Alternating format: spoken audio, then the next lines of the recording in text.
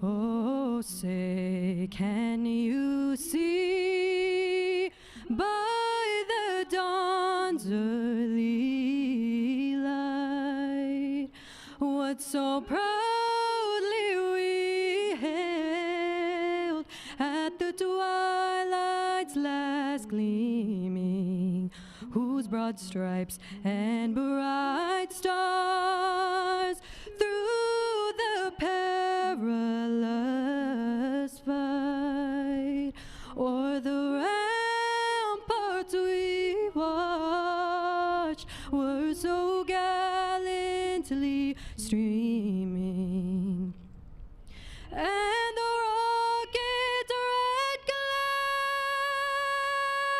glare, the bombs bursting in air, gave proof through the night that our flag was still there. Oh, say, does that star-spangled banner yet wave o'er the land of the free and the home of the brave? Thank you. Oh yes, oh yes. Really nicely done by Sokya. On an auspicious day to kick things off. Double header, Super Saturday in Cognizant Major League Cricket, season number 4. And we're in Pomona, and what a ground we have here. The Knight Riders cricket ground. Now look at the table, and my goodness, the numbers. 4,096 different scenarios. Yes, it's mind-blowing in terms of the kind of combinations in order to try and sort that table out. Don't worry about the possibilities. Rodders stayed up all night trying to sort it all out, and he's still got no answers for us. So we might as well be starting afresh. Top 4 qualify and get to those playoffs. So it's still a tussle to see who it is who can get through to those and earn an opportunity to play for the championship proper. Washington Freedom here taking on the San Francisco Unicorns, who have been asked to go and bat first. Lehandre Pretorius and Finn Allen, oh, did they set it alight over in Oakland. So good together. And then as you look through their side, their powerhouse with their skipper coming in, and then good all-rounders as well, and much to follow with regard to their bowling. The Washington Freedom, Mitch Owen, certainly stood right up at the top as the beacon, the light for them, setting the standard with a fantastic strike rate and supported by all the others. They've got to put it all together. They come and play against each other once again here. 2 games in a row. This young fella, Lehandre Pretorius from South Africa, is wonderful to watch.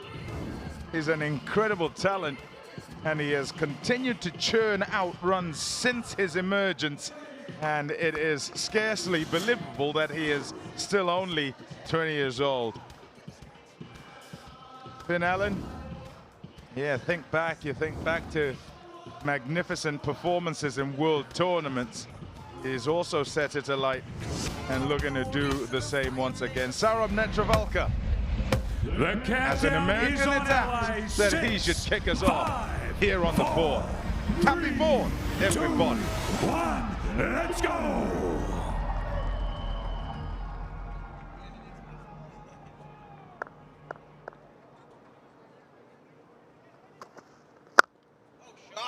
What a shot to start.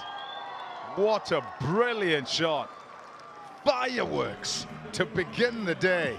Down the ground for 4 from Pretorius. What a way to start the celebrations. 250th Independence Day of the US of A. That is pristine cricket. Watch that bat get down on that ball. Oh, timing to perfection. Stand and deliver. The happiest people about that shot would have been the ground staff. And that one. Much discussion when you turn up at a new venue. What you're wanting to do and what you're wanting to see is to make sure that you create a facility that's good and conducive to the kind of cricket, the kind of game that you have in T20 cricket. And the first thing is to have a good pitch. So a couple of shots played there that will be so pleasing to us, to the spectators, and to the curators.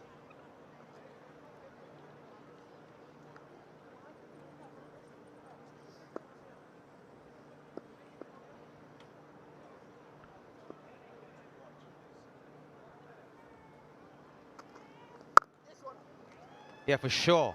I think this wicket looks good. The first 3 balls, the way they've come onto the bat and the way they've behaved, looks pretty good. It's a new deck, and it is looking really good. See every bit of those cracks covered by the live grass on them, so you know that it's a hard wicket. There's a nice even grass cover on it, which means it's supposed to come evenly onto the bat with good bounce. Yes, we're not making our final decision yet, but we say it's looking so and hoping that it goes in that direction.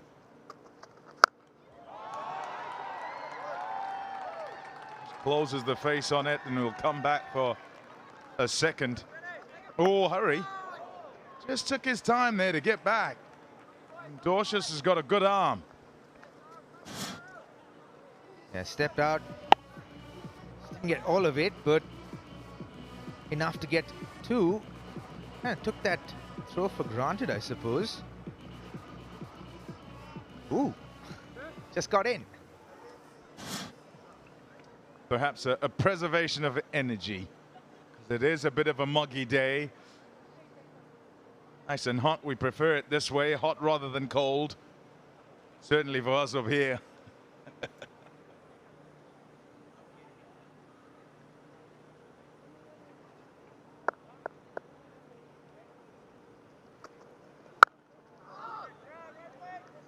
Yeah, I'd rather be searching for the AC than be searching for extra layers of clothes.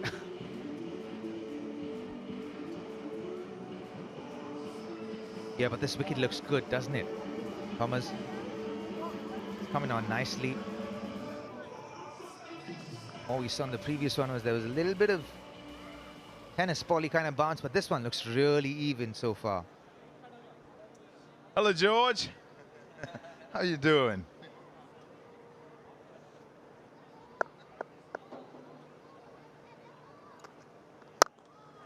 Nicely bowled. Little bit of shape. Forces that away. Luhandre Pretorius. He'll pick up 2 quite comfortably. Now he'll be back for a 3rd. Oh, he's so lucky. So lucky that pitches in the outfield. And so it's slowed down and loops up to the bowler. Otherwise, he'd have been in trouble. Running back to keep the strike. 11 without loss. Yeah, if you look at how he ran this first run, look how casual he is with it. And then he runs all the way around to the next pitch, thinking it's going to go for 4. Then you see Steve Smith stop it. Then he's like, I got to get back now. And then throws in the dive, gets in just in time. Yeah, as the ball hit the turf, I think is when he decided to throw the dive in. So he wouldn't have made it. If that ball then bounced and slowed down the throw, would have been in trouble. It's nice. It's nice to know that the 20-year-old has things to learn. Seems like he's got everything else sorted out.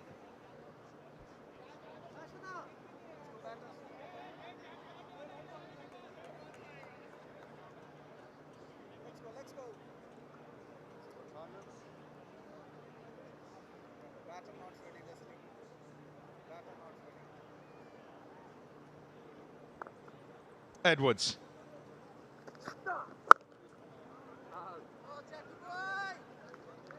Now, we're slave to the elements as a sport because the ball must hit the turf and then the batters have to try and get it away.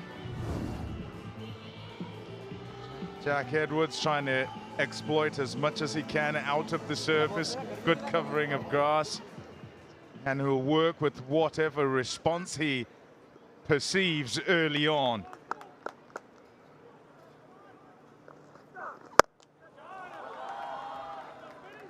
So far, so good. And as far as evenness and misbehavior or not misbehaving is concerned, just continue to check it out. I say we're slave to the elements because one end can be a certain way and the other could be different. Yeah. Here it feels like Edwards is not someone who's express pace. Well, mid-120s in the previous two deliveries. Oh, just over. Didn't quite get a hold of it. Oopsie. In contact with the ropes. So that'll go for 4. Yeah, didn't time it well, but still went for 4. Simulated the pace, I think. The ball, but the bat turned in his hand just a little bit. Hence the unclean connection on the ball. Owen sliding into the Toblerones. Oh no, it got to the boundary just ahead of him. Changing the field now. Long on goes back. Third man comes in.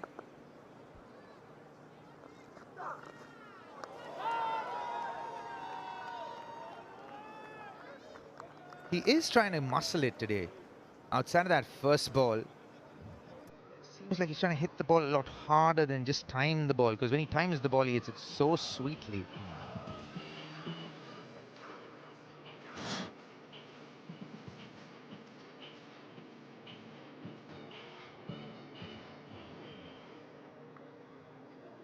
It's carried through quite nicely. It's full, but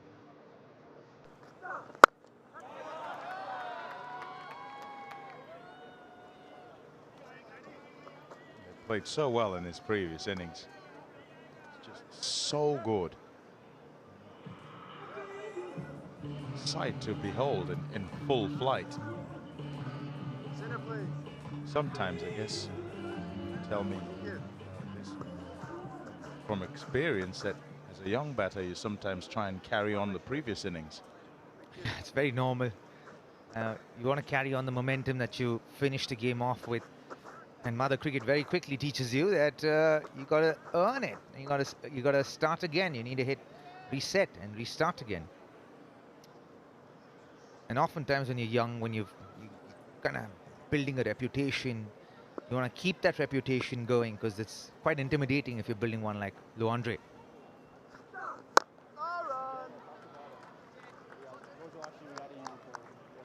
16 without loss.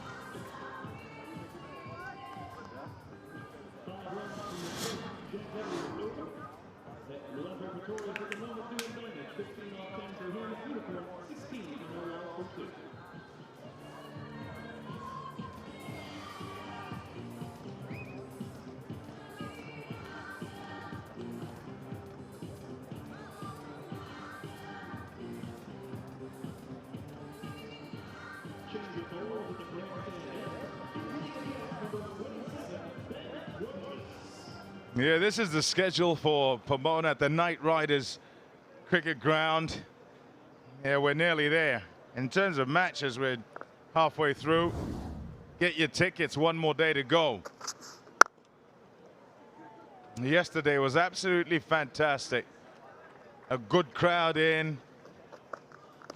A look at that schedule once again. Your tickets. Tickets.majorleaguecricket.com. So you can come and experience this atmosphere. Come and celebrate with us.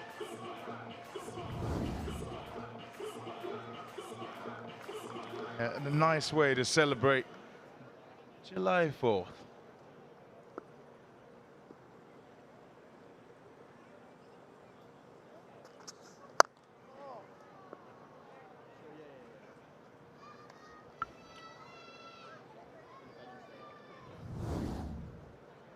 Jermaine Lindo, field umpire, standing in his 24th T20 game. And his partner, Vijaya Malela, standing in his 20th T20 game. The umpires have been absolutely pristine.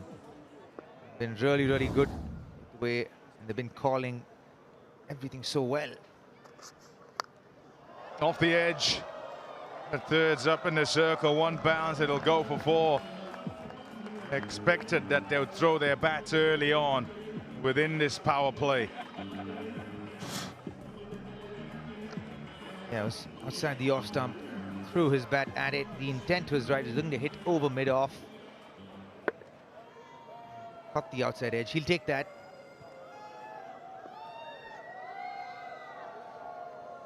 Bowler feeling particularly unfortunate.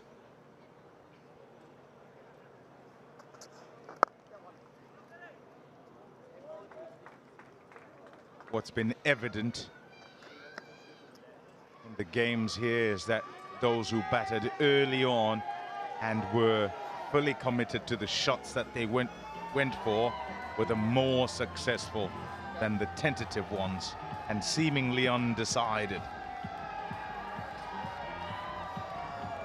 Yeah, they've actually reaped the rewards. Actually committed to the shot and gone for it. We're seeing Luandri do that right here.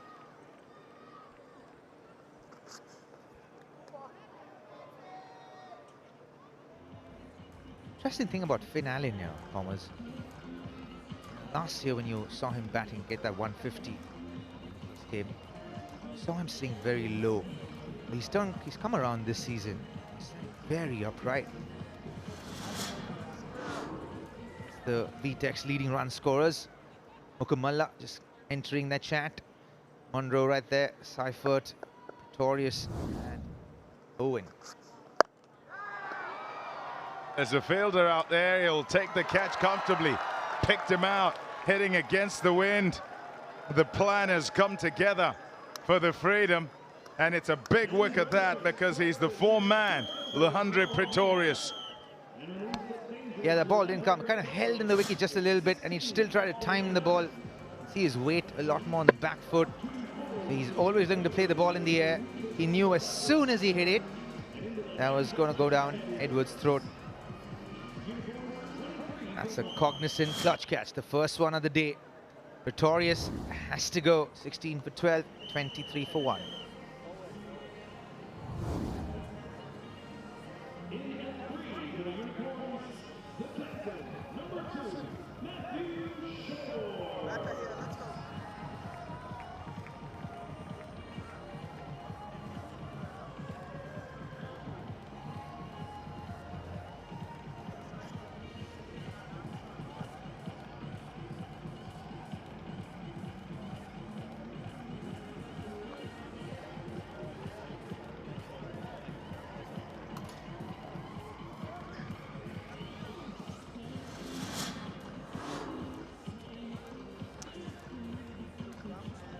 Matthew Short, San Francisco Unicorns captain, comes to the crease, who's generally no slouch himself, and can get things moving right up at the front. This is why he's out there. You can see that ball just sit up a little bit after it pitched. It took away a lot of pace from that delivery. Almost like it stops on you a little bit, so kind of, and you're committed into the shot, so even when you go through with the shot, you're not able to give too much pace into it. End of the over, 23 for 1.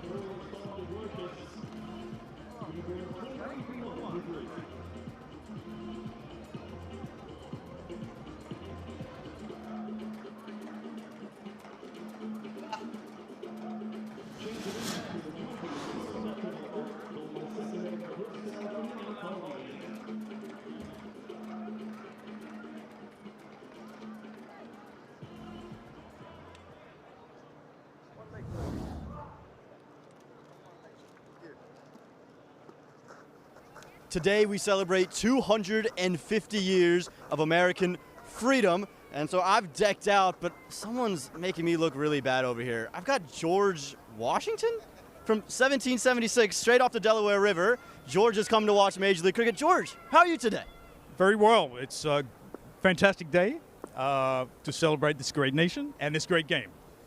Well, you play cricket yourself. What do? You bat, you bowl? What do you do, George? Well, I try to be more of a strategic leader than actually batting or bowling, but we let the troops do what they do best. Let the troops do what they do best. I tell you what, I'm loving the outfit. Okay, how long did it take you to get all these things assembled for today?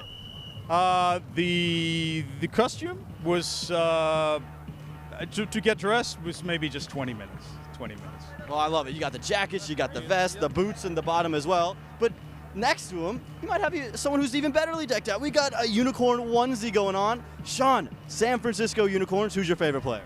My favorite player is Finn Allen. Finn Allen. Why is it Finn Allen? Because I watched his play in 2024 where he got 151 runs. He's batting out there. Maybe he puts 151 on the board for you now. You're rooting for the Unicorns. George, I have to assume you're rooting for the freedom, no? Absolutely.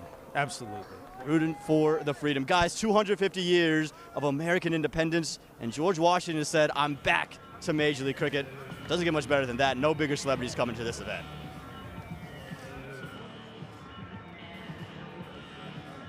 Keep finding them out there. Oh, man. Many people here and celebrating, absolutely loving it. Lovely hot day as well. A couple of fantastic contests. This the first of two on our double header Saturday.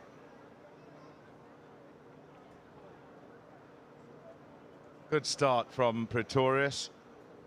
Fair to say, as we probably expected, it's just a little bit on the slow side and have to work it out, these two right-handers.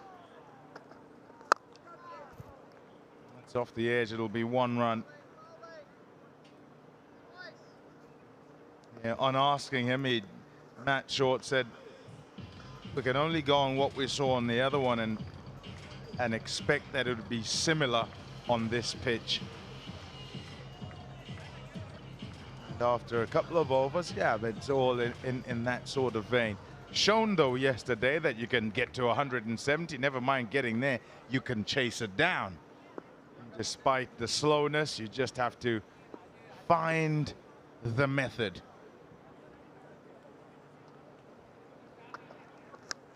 Off the edge, gone for a big heave-ho, and is fortunate to survive that. Finn Allen, who likes pace on.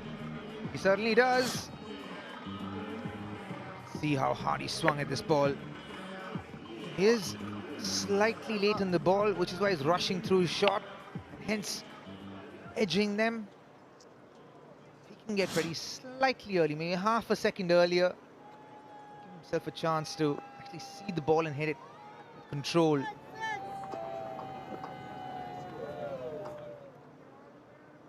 Look how upright he is, Thomas.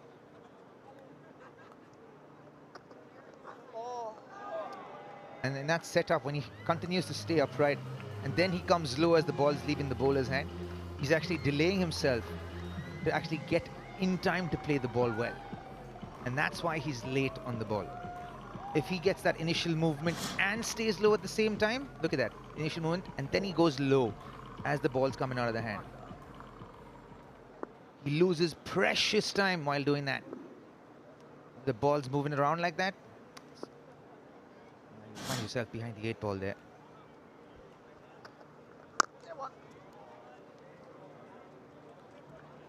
Seven off the over, 30 for 1 after 4.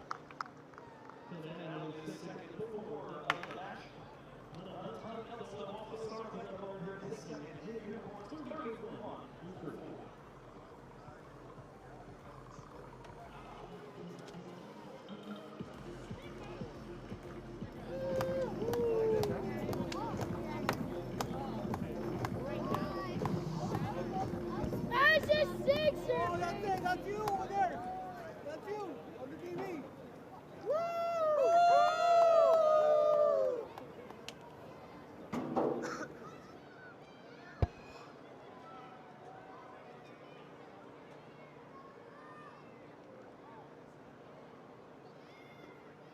Steady start.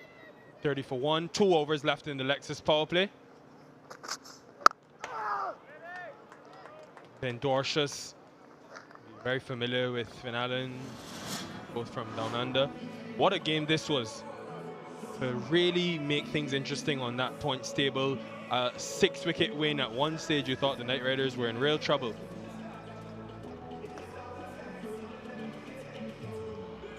Rovman Powell played knock of the season, probably.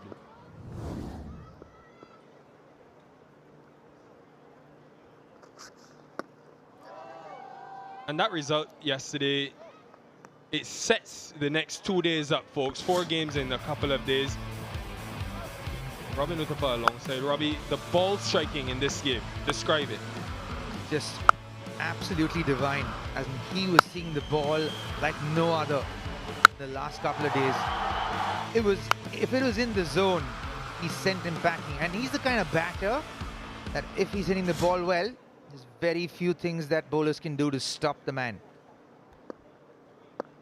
There's a deep third and deep square. So with the 2 square fielders, it is great awareness by Matt Short. His first boundary. Could be more of those. Yeah, nicely done. Waited for the ball. Didn't get all of it. Got to admit that probably got in the bottom of his bat. Reached for it. But the connection was good enough. Took it all the way.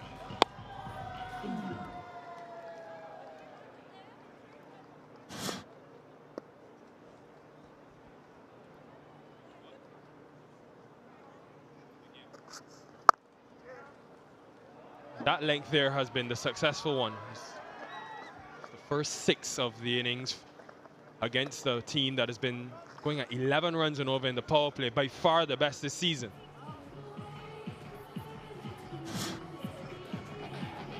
So first today, these 2, and then tonight, the big clash. Knight Riders Cricket Ground, Pomona hosts Knight Riders, MI New York. Few West Indians in there as well.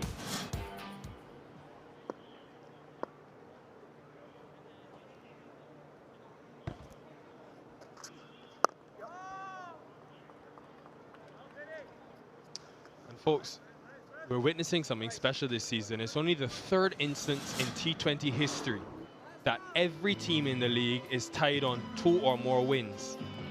Happened in South Africa and Sri Lanka previously, but this is amazing.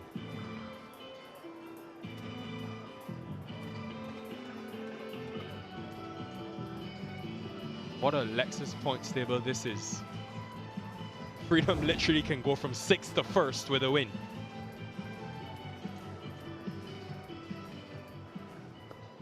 After that, maximum, and then the single. Long on drops back where Finn Allen is sometimes dismissed. And the other field outside that circle is at deep square.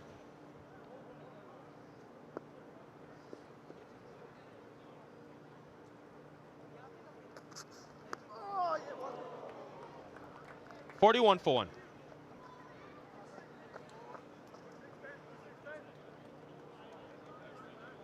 The 11 runs come from the 5th, including the first maximum of innings for Sparkalani off the bat of their skipper, Matthew Short. Unicorns 41 for 1 through 5.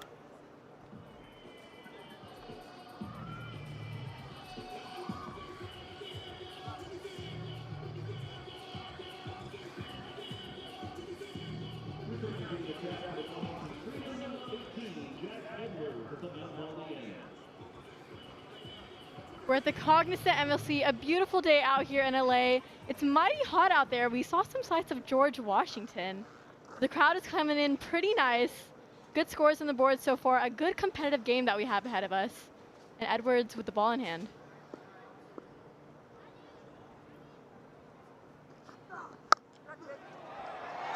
This is a huge wicket. At the end of the Lexus power play, Freedom are smiling.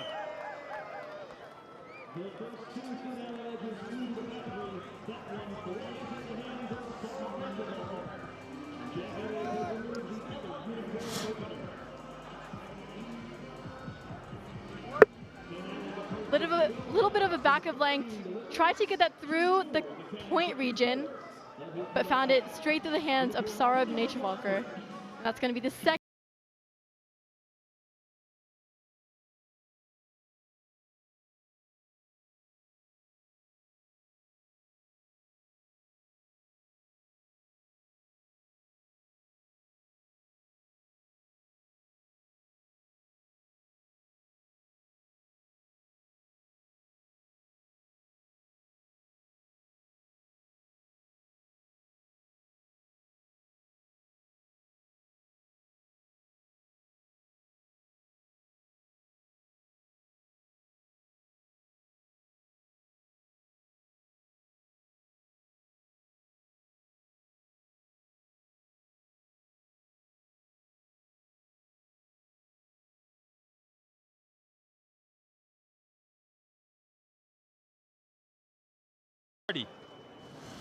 Coming off of an unbeaten 42, providing more depth to this Unicorns middle order.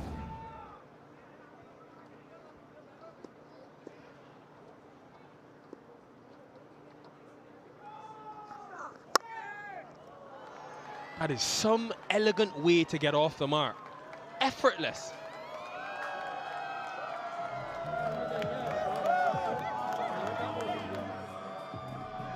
Beautiful shot, just caressed through the cover region. I reckon that's what Finn Allen was trying to do in that last delivery. And here it was just executed to perfection. Another 4 for the SF Unicorns, bringing their score to 45.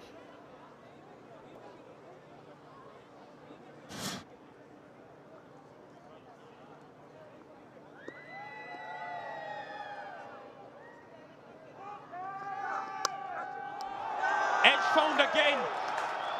Steve Smith. Another Cognizant clutch catch. This one spectacular.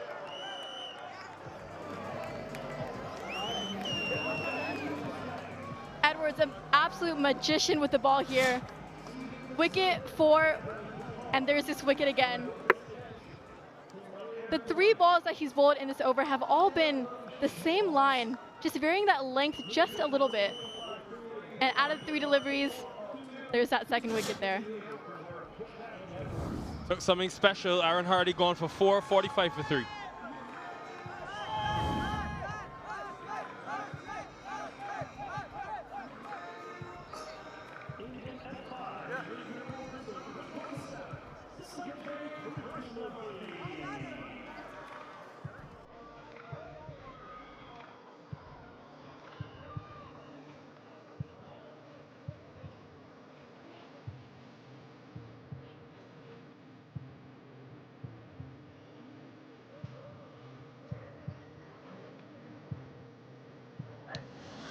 Highest score of just 19 this season for Sanjay Krishnamurti, and hence just 40 runs in the 5 innings he's batted. No, correction, 4 innings, couple of times wasn't required. Great way to close out the Lexus power play. This was special. He's had some difficult times in the field, Steve Smith, in Auckland. But I think he took a really good one a couple of days ago here in LA, and following it up with that.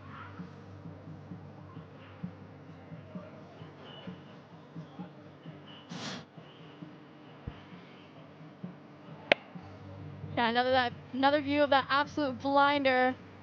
Steve Smith hasn't had the best of chances with his hands in the outfield in Oakland, but now in LA, where dreams are made of, that is a catch of dreams.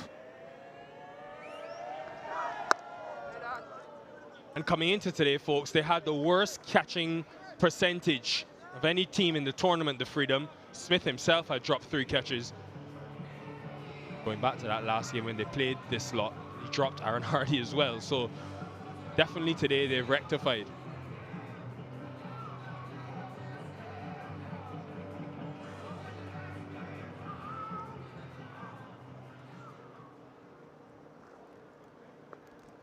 Two slips in place now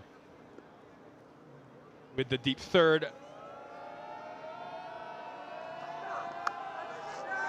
Another edge found. It's 3 in the wicket in the over for Jack Edwards. And 4 down for the Unicorns. Real trouble.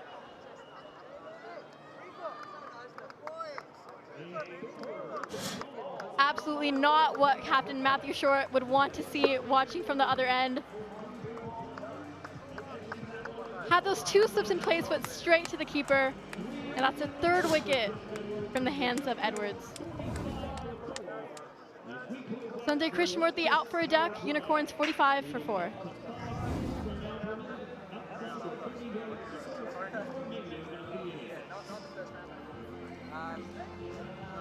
For him, just standing, square leg, square leg.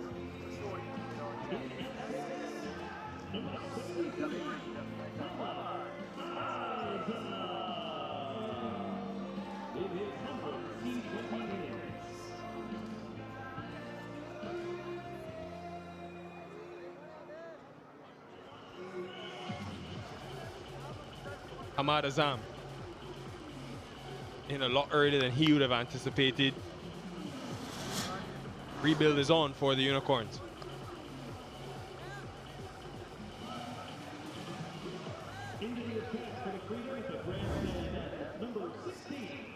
As we've seen in the past, outside of the power play is going to be Mitch Owen coming into the attack.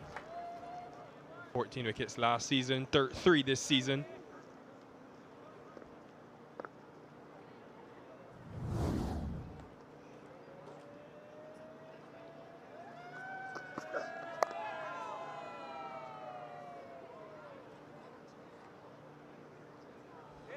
Enterprising Lexus power play. Dominated by Ball. This was the final wicket for Edwards. 3 in the 6th over.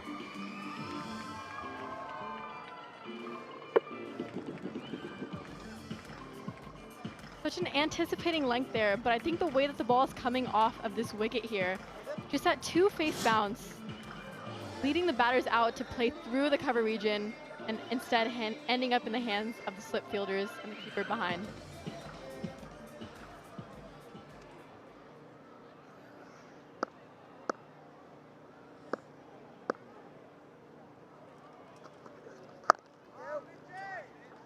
And when you think about composition of this Unicorns team, folks, it's a team that rely heavily on their top order to perform in the Lexus power play.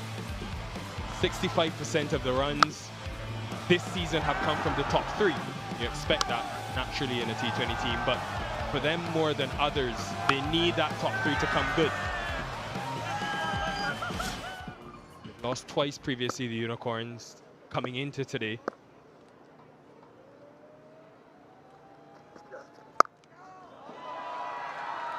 Shot. Clinical, well positioned.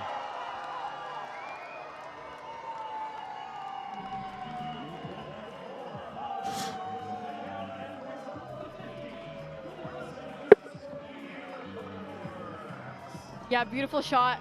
I think for the last few deliveries, all we've been seeing are wickets coming from areas of that length or shots put away like that straight to the boundary for 4.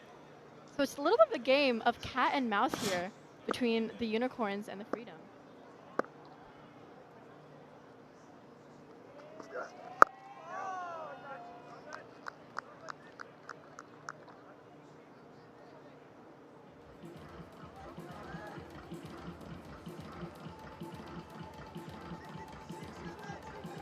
The batters are going to have to do a little bit of adjusting here on the wicket just to understand. Haven't had a lot of game time out there. Obviously 4 wickets down, batters coming a lot earlier than they anticipated. So I'm sure there's going to be some conversations here in the middle between the 2.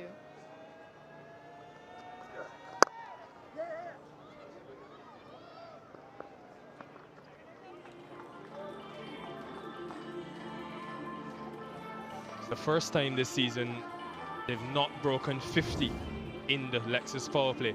And it was just beginning of the over, I was telling you folks about the 2 losses. One came in that shortened game against LA, and the other game against the Texas Super Kings. They were 53, but for 3. So we've seen in the past when you're able to break this team open early and get the middle order exposed, they've come up short. They've got capable batters to come. Hassan Khan, we've seen him last season mainly. but the Freedom can take a small check in a box. Early wickets.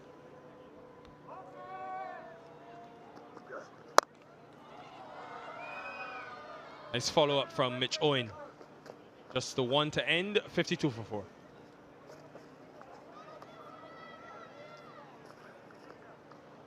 The best batsmen don't swing every delivery. They know which ones to leave and which ones to hit. Thousands of wickets, fewer than 1%. With AI and automation, de-risks your business.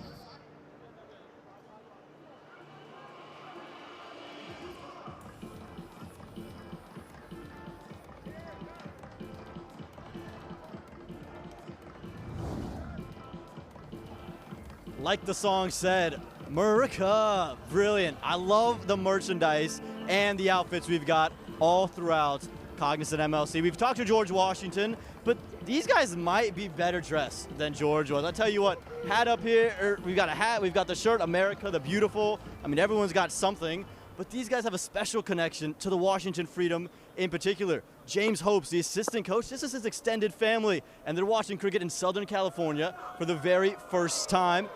And how are you enjoying it? First time watching cricket, how do you feel? It's like really interesting. It's like definitely a different experience than I expected. It's really interesting. So you told me you go to high school right up the road here. Are you taking any of this back to your high school friends? Be like, hey, you guys got to come out to the Night Riders cricket ground? Definitely. I'm definitely telling all my like friends, teammates, and like classmates, yeah.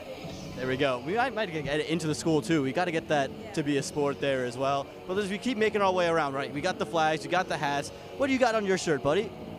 Ah, he's got a shark attack on there too. Maybe American in that as well. I tell you what, the outfits are great. The lays as well. Danny Morrison, you've taken my lay. What am I supposed to do? They gave me one now. Danny, I'm loving the lay you're wearing as well. Hey, don't worry, man. You'll see him very soon, the madman, Danny Morrison. He gets even crazy on days like this, special occasions. Nika, I must wish you happy independence. Thanks so much, Nikhil. Happy 4th of July. So good to have a double header here today, just adding to the celebrations that we have here in the Cognizant MLC. What are typical things Americans do on July 4th? Yeah, usually we're out there in the barbecue, we're by the poolside, things like that, just spending time with families, good chats, good conversations all around.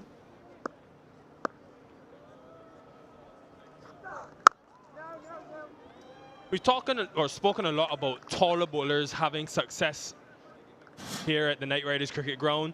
You think about Jack Edwards and his height, how he manipulates that length, sometimes goes a touch fuller and exploits a bit of variable bounce, keeping batters stuck in the crease, hence the box. The line starting the ball in and allowing it to shape away. 3 wickets in the 6th over. You could be looking back on this over for time to come.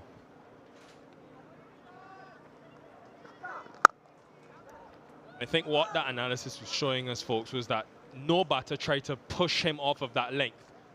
No one came down the pitch like we saw from Pretorius.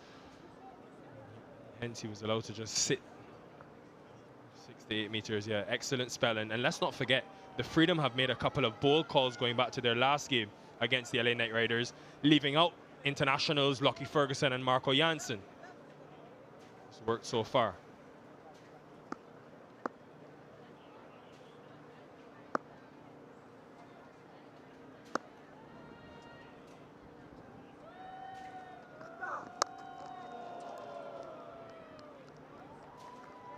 Yeah, I really like that analysis that you just spoke on, Nikhil. But I think what's so good about the T20 format is that things are always moving. Batters, if they see that when the bowler is bowling that enticing length, and you know there's wickets coming out of their hand, you're going to want to leave it, or you're just going to not want to attack it. But in the T20 format, there's always something that has to happen. You have to create opportunities. You have to create key moments that's going to back your team and back yourself deep into the game.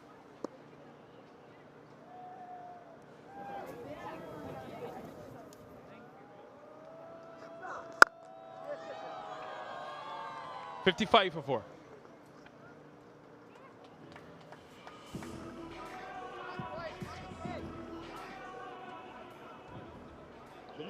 continues the stern spell. Just 3 runs from the 8th. Unicorn 55 for 4.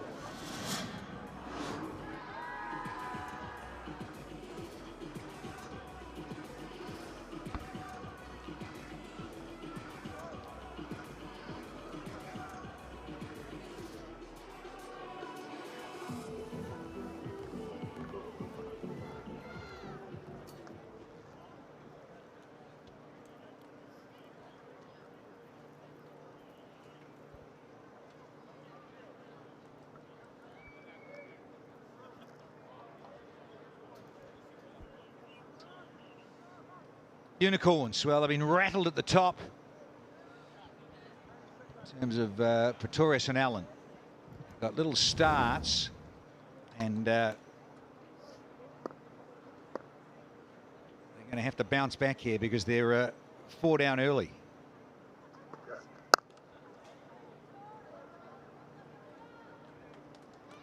Well, you think about this part of the world, and it really is extraordinary. I think Elton John, eat your heart out, because back in the day, on this auspicious occasion, July the 4th, he was Philadelphia a few years ago, Roberto, in concert.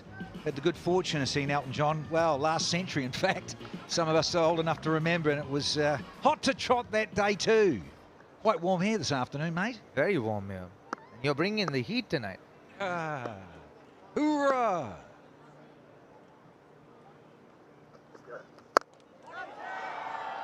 Hoisted, hoisted! Oh, is it a running catch and a half? That is outstanding. Is that Chapman? It is Marcus Chapman. Take a bow. That is a very, very good catch. Running around. And it's the 5th one to go down. They really are battling here, the Unicorns. Yeah, I didn't get all of that, Hamad. Cross-seam delivery. Another Cognizant clutch catch from Mark Chapman. Very nicely done. Good positions, ran in early. They're 5 down now. Azam has to go for 6. 56 for 5.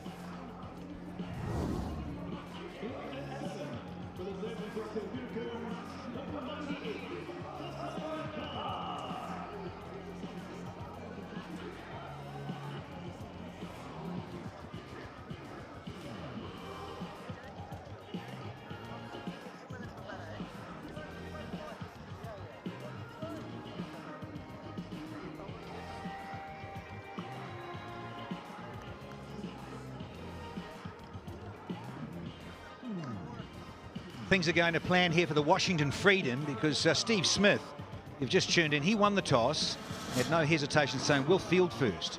Now we've got Hassan Khan out at number 7. Haven't had 9 overs bowled. Not even halfway stage of the innings.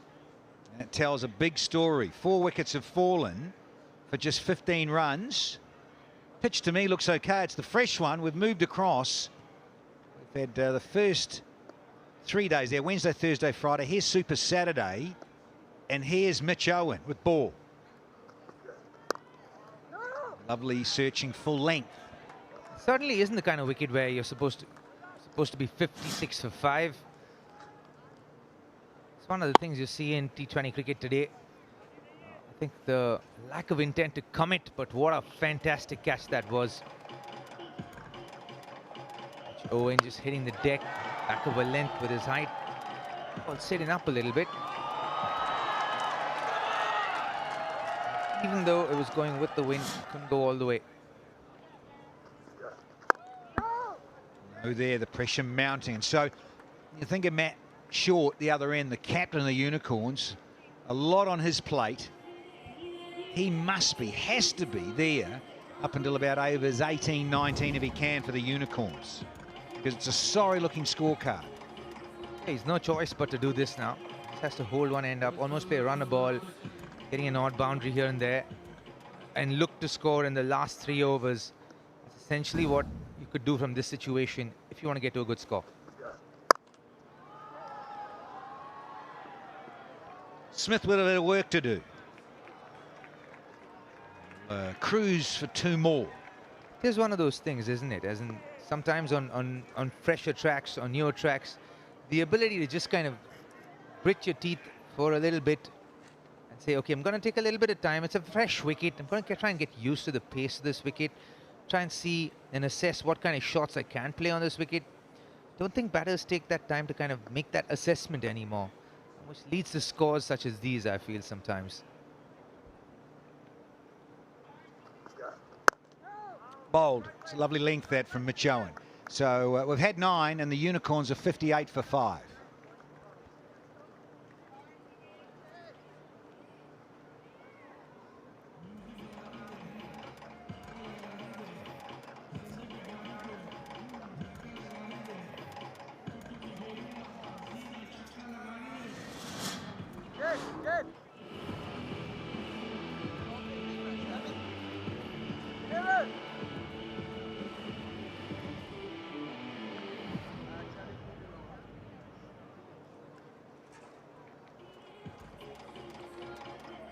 Damage from Big Jack Edwards.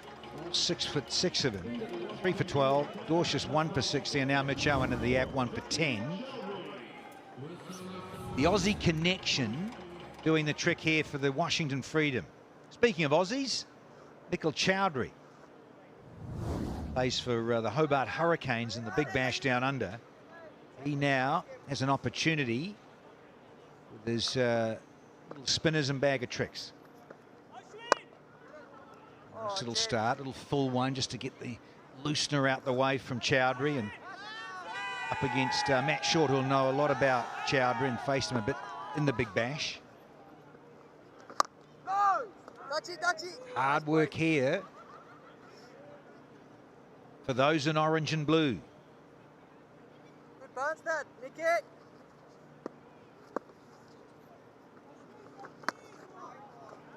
Oh, nice work with the gloves behind the stumps there on Riskhaus.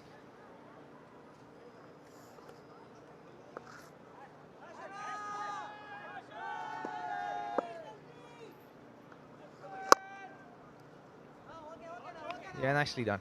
Single. And he will be forced to play this way for a little bit, I suppose. Just kind of bide his time, take the game to the back end, hopefully get to a score that they can defend. I suppose a score of 140, 150 should be a defendable one. They need to get 8 runs and over for that. And to be able to do that, I think they need to get a partnership going here. Just a mini partnership. A 10-run partnership. It's a great place to start from. It's that old cricket adage, just work in increments of 10. Keep it simple. The old KISS theory. Keep it simple, stupid. Just not put too much stress on yourself and looking too far ahead. 60 for 5. Almost had the halfway. That's the tough gig now for the Unicorns. Do not want to be bowled out and leave overs out in the middle. So they've only got 3 off this because of the wide. Just 1 away from a drinks break. And they can regroup and have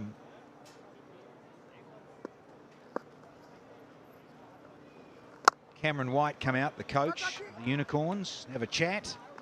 So we have had 10, the halfway stage. Time for a drink, and the Unicorns are 61 for 5.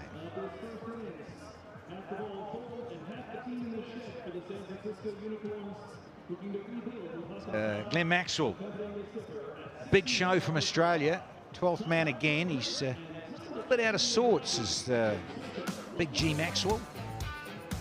Stunning sight here in Pomona, Independence Day, July the 4th. Overcast conditions, just slightly, but still a lot of sunshine and a lot of warmth. I've got to say, this is the warmest day we've had here in Pomona since we got here on Monday afternoon. It certainly has.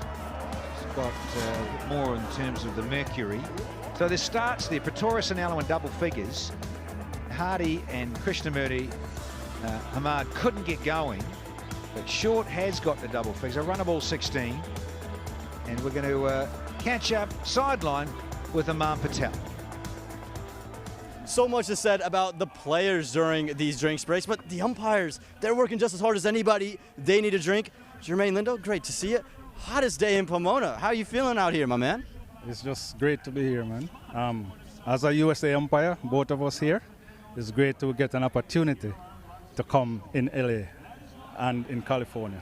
And we're looking forward to an excellent one more day after this. One more excellent day. One more excellent day. He's got the towel from Wayne Knights. Vijay Mallela with me as well. Vijay, beautiful views. How is it standing here and you get to see a bit of that? Well, it's a bit warm today. The first afternoon game of the season for me. The crowd is lovable. Yesterday it was full house. Today I think the crowd is going to pick up as the day goes by.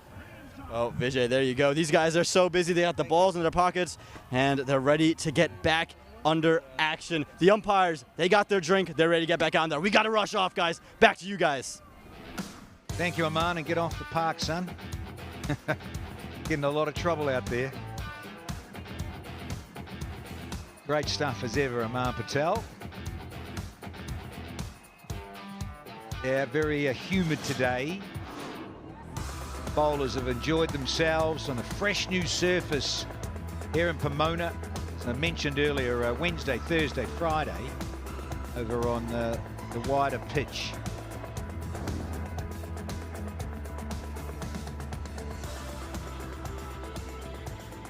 Players have had a light refreshment, a bit of electrolytes, a water, what have you. And it is time to get the second part of this innings underway. We've had 10, got 10 to go. Here's Mitch Owen.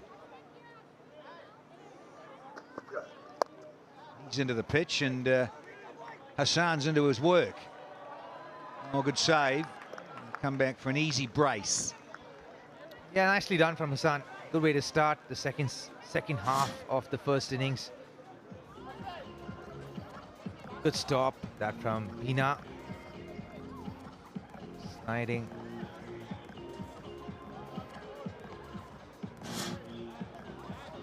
What do you reckon? You know, where do you think they'll get to?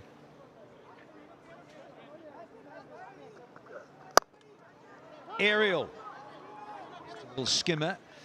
Well, you mentioned it. I think a minimum 140, but you really, if short can stay in, you never know. The 160 would be amazing, but Pretorius, just a bit languid and lazy. Good delivery, a bit of bounce in that pace. That lovely line, that's a screamer from Stephen Smith. And another flying blade in the edge. Wickets falling too regular. Chapman with a good running catch. So first one down at 23 and then 3 in the 40s. Oh, nothing stroke again. Here from Hassan, flirting with danger.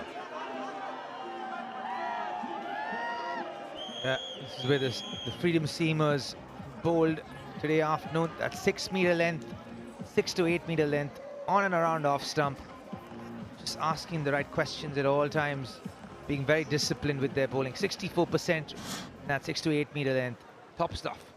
A couple of indisciplined strokes too from the batters. It's nicely played. Just watched it and hit it late under his eyes. And it's back over to you, skipper. Matt Short to resume the strike.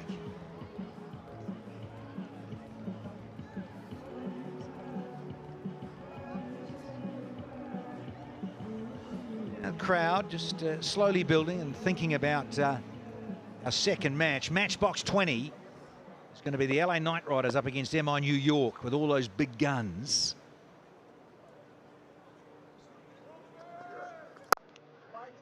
Nice. Again, a little bit of off-cut, change of pace.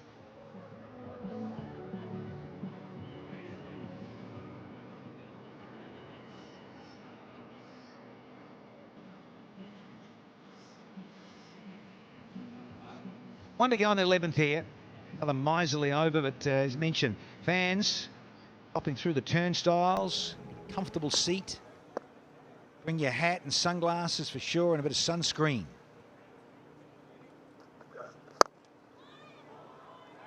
Captain is going to hold on to the strike. So only 4 off the 11th, and the Unicorns are 5 down for 65 here.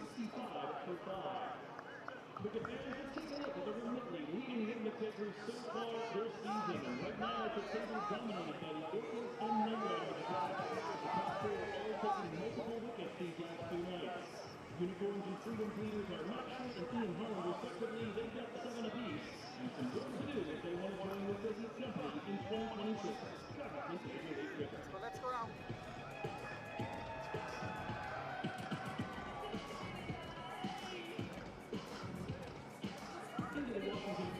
Yes, they're listening here. These fans, sunscreen on and some wide brim hats and caps. Sunglasses required. Very good conditions.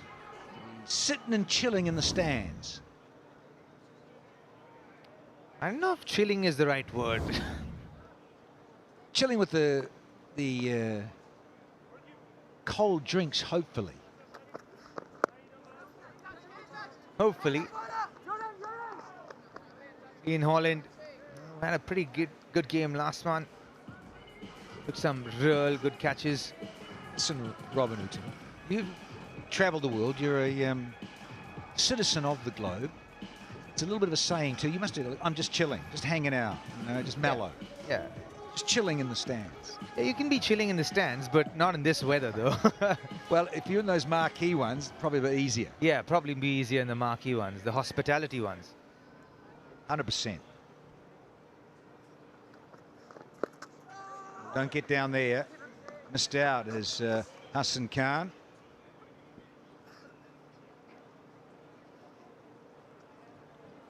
Yeah, that's the place to be. Much cooler. Great food, drinks. It's all available. Oh, hashtag we love a cold one.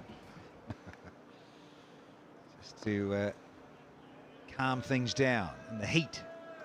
That's what he was trying to do before with the previous one, Hassan Khan. Suddenly, his deliveries kept ticking away for the Unicorns. We've had half the 12th done as well now and only 2 runs.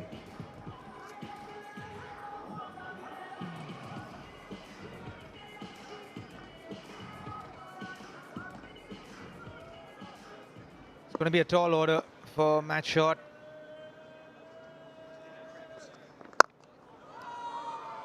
Spotted Lenny Kravitz in the crowd, but this one's gone through extra from the captain.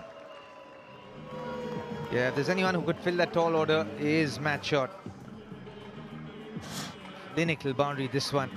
Stepping out, picking up the length, reading what he was bowling, and timed it to perfection along the ground. Low-risk cricket, leading from the front. Matt Short, good stuff. Unicorns into the 70s now. And again, has he got enough? Oh, no, would have been a miracle catch. Has gone for 4. Chowdhury desperately trying to get round. Yeah, he didn't start well there, Chowdhury. He felt like he was wearing really heavy shoes, just didn't get off the mark there. And eventually, trying with one hand, didn't decide, I think. I think he was indecisive about him going around the ball or going to the ball.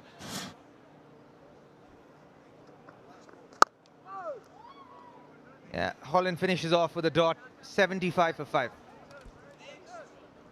It had been 30 balls since the Unicorns had had the opportunity to be feeling themselves. But back-to-back boundaries break that 30-ball drought. 10 from the over, sets the Unicorns on 75.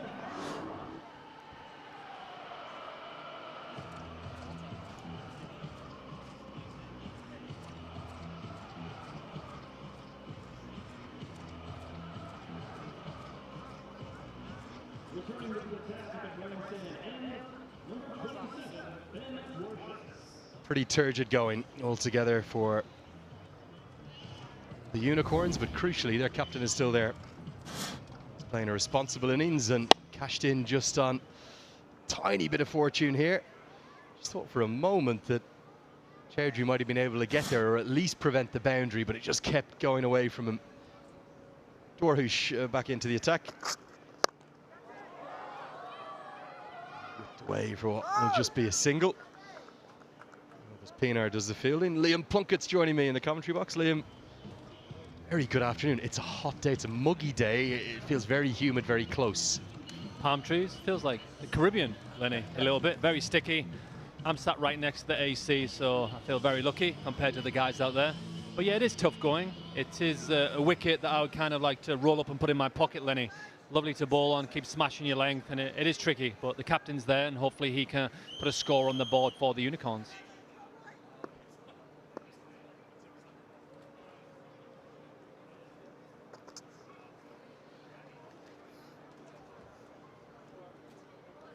Attempted slow ball just down the leg side, just missed his execution. If you get that right, it is tricky to play on here. Freedom will be happy with the first 12 overs. Unicorn struggling a little bit, but as I just said, hopefully Matt Short can pull something out the lock and get a score here. Day to stay hydrated for all those in the crowd. Get some shade.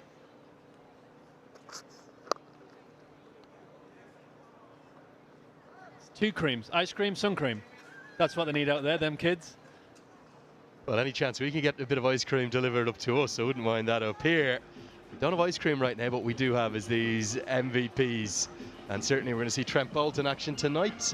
And I would suspect that he's a good man on those limited edition. Scan that QR code just in the bottom of your screen. Where is it? Oh, there it is. Get in there.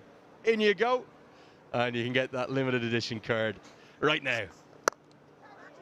Just short to be in Holland. Position like this, 78 for 5 in the 13th. There isn't a huge amount of batting to come, with maybe Xavier Bartlett will be the one who can make some impact down there. But what are you trying to target, Liam? Manuel Anirudh can bat as well, youngster from New Jersey. Played with him for the minor league Philadelphians as well. He can hold a bat. Done pretty well in the U19s, but it's one of them ones where you try and grind out a score or you just attack. Pulled into the gap and going to get to the rope. Nicely placed. Boundaries starting to come. Short's been out there a long time. Now he gets some support from Hassan Khan with a good stroke. Stuck in the pitch, but well weighted. He just gives himself that extra second, not second, extra fraction of time to be able to play that ball and keep it down, and the ball races away for 4. But to your point, mate, it's either do they go blast it, try and get a big score, or do they try and grind away and get up to 130 and hopefully get a few early wickets?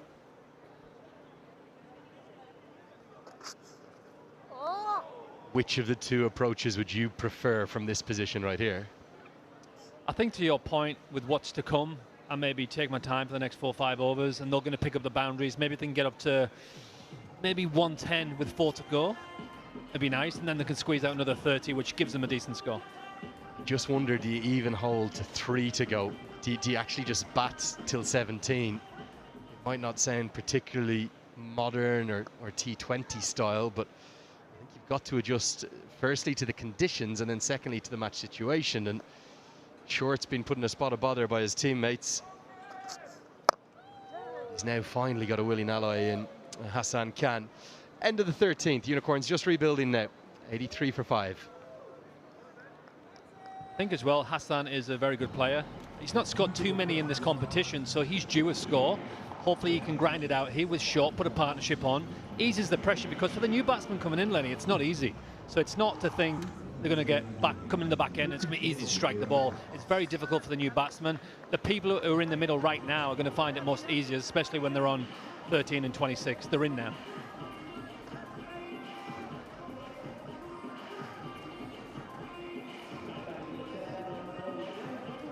Well, it's a marvellous setting, whether it's day or night or the golden hour that we'll have towards the end of the first innings in our night game. Where else would you want to be on July 4th? This goes many a mile. Nicely picked up over pitch by Chowdhury. It launches all the way. Big stroke for 6. Hassan Khan, very good player of spin. Even on this wicket, if it's pitched up, he's going to give it a nudge. He's going to show that 6 here. Slightly over pitch, but it's a great shot. He gets a good stride in there. And what I like is the intent behind that. It's not easy to score, but I'm going to show full intent. I'm going to try and smoke this ball down the ground, and he gets rewarded with a 6. Fully agree with you, and it's also picking the bowler, because the one problem Steve Smith has, 4 bowlers have gone very well. 4 seamers up top, you'd imagine they'll all bowl their allocation of 4, even though Netravalkar is the most expensive of them. He's trying to piece together a 5th and 6th bowler here for his final 4 overs. So Nikhil Chowdhury was called back upon because Ian Holland's previous over felt like an expensive one. So great game recognition. Over pitched into the slot, pummeled down the ground. Biggest 6 of the day by a distance from Hassan Khan. He's finally showing his all-round skills. Better length this time, drags it back. 140, 150, not out of the question by any stretch.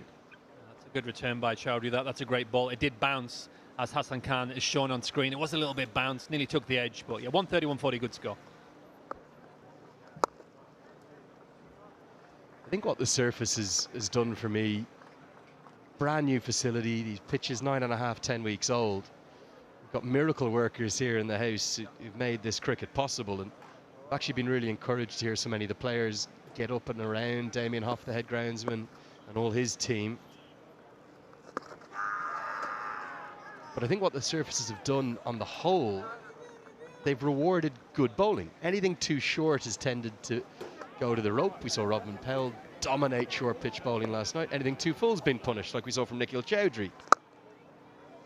You hit a good length, whether you're a spinner or a seamer, with good reward. So I've really enjoyed these brand new surfaces here in Pomona. Still a delivery to go, we think. Just wanted to check that. But a good comeback from Chowdhury here after the maximum from the first ball.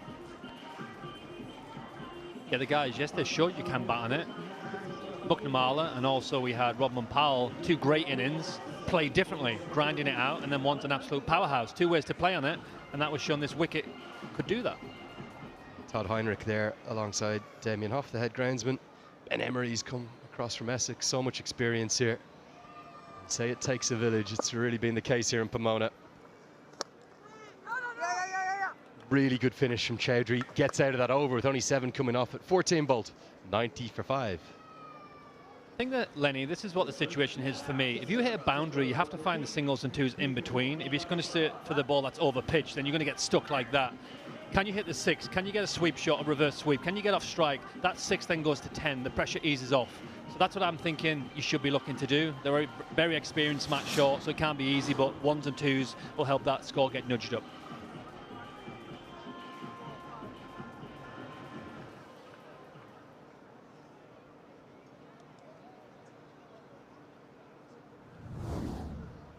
Well, 4 low scores, 5 really in that batting lineup, and now 2 men into the 20s. Netravalkar is going to bowl the 15th. I feel his 2 remaining overs will be important for both sides. And I expect him to go to his cutters here. May even consider coming around the wicket at some point as well. It's another option he uses at the death quite a lot. Yeah, I think so. I think he doesn't have to do too much special here. As you said, he was expensive, but 18 in T20 cricket's still pretty good. But yeah, I think here, just stick to his line and length until maybe Hassan Khan does something different. Let him change up. Hassan Khan, can you get down? Can you ramp? Can you lap? I know it's not consistent, but do something different. I've seen him play it before. It's not a big risk for him. So judging if the wicket allows you to do that.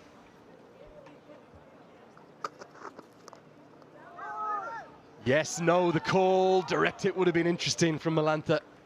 He's usually a wicket keeper, so not the strongest throwing arm. I'm expecting a lot of pace off this over from Netravalkar. And the leg side field is interesting me because you've got 3 in the deep, and then the only man in the circle on the leg side is actually behind square. So you could nudge it anywhere on the leg side. You guarantee yourself 1. You might have a decent chance of getting 2, because remember, we've come across right to the middle of the square today. And we've got no bigger or shorter side. Equidistant boundaries is going cross seam, interestingly. Yeah, just a few too many dots probably for the Unicorns' liking. Yeah, I think with that leg side field, it's kind of just like a bluff. He's not going to change his leg. He's going to hit top of off stump. He's going to allow you to hit through the offside because it's not easy to do that. But yeah, if you're going to go and work it across, it's like going against the spins, the chance of a cotton ball or the ball popping up to a cover or even to third man. But yeah, he started off nicely here this third over. Not easy to score. The ball's not coming on nicely, but the guys have to find a way to get runs here.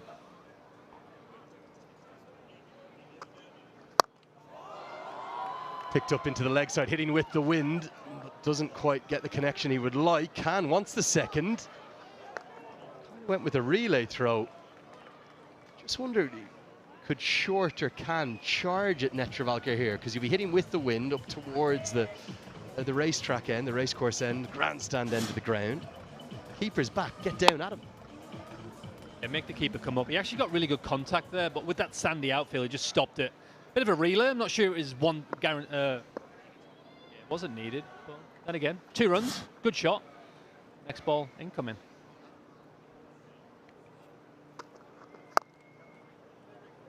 Just happy with the single for the moment. Short, I think, is doing what you and I spoke about, Liam.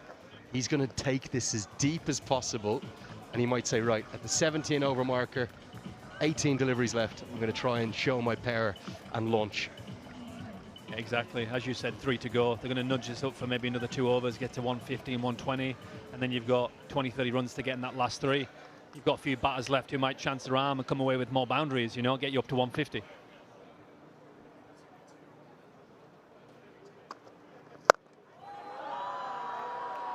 Aggression finds the gap and will find 4. Good stroke from Hassan Khan. Even though there's 3 men in the deep on the leg side, he finds the gap. It's 98 for 5. He's a very skillful player. I'm just looking at, just stuck into the pitch here. I think it was a cross seam, just a tad bit short, but he was waiting for that, which allowed him obviously to punch that through.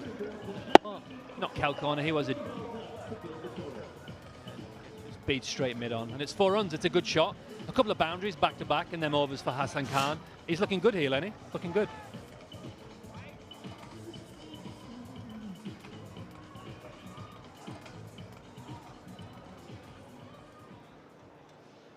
Well, great pageantry on show, as you'd expect with it being Independence Day, 4th of July. Great to be here on the West Coast.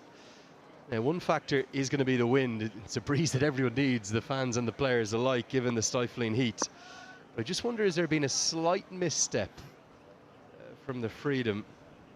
Well, you can see it there. Even our crew right up on top having a battle it. They need that shade as well.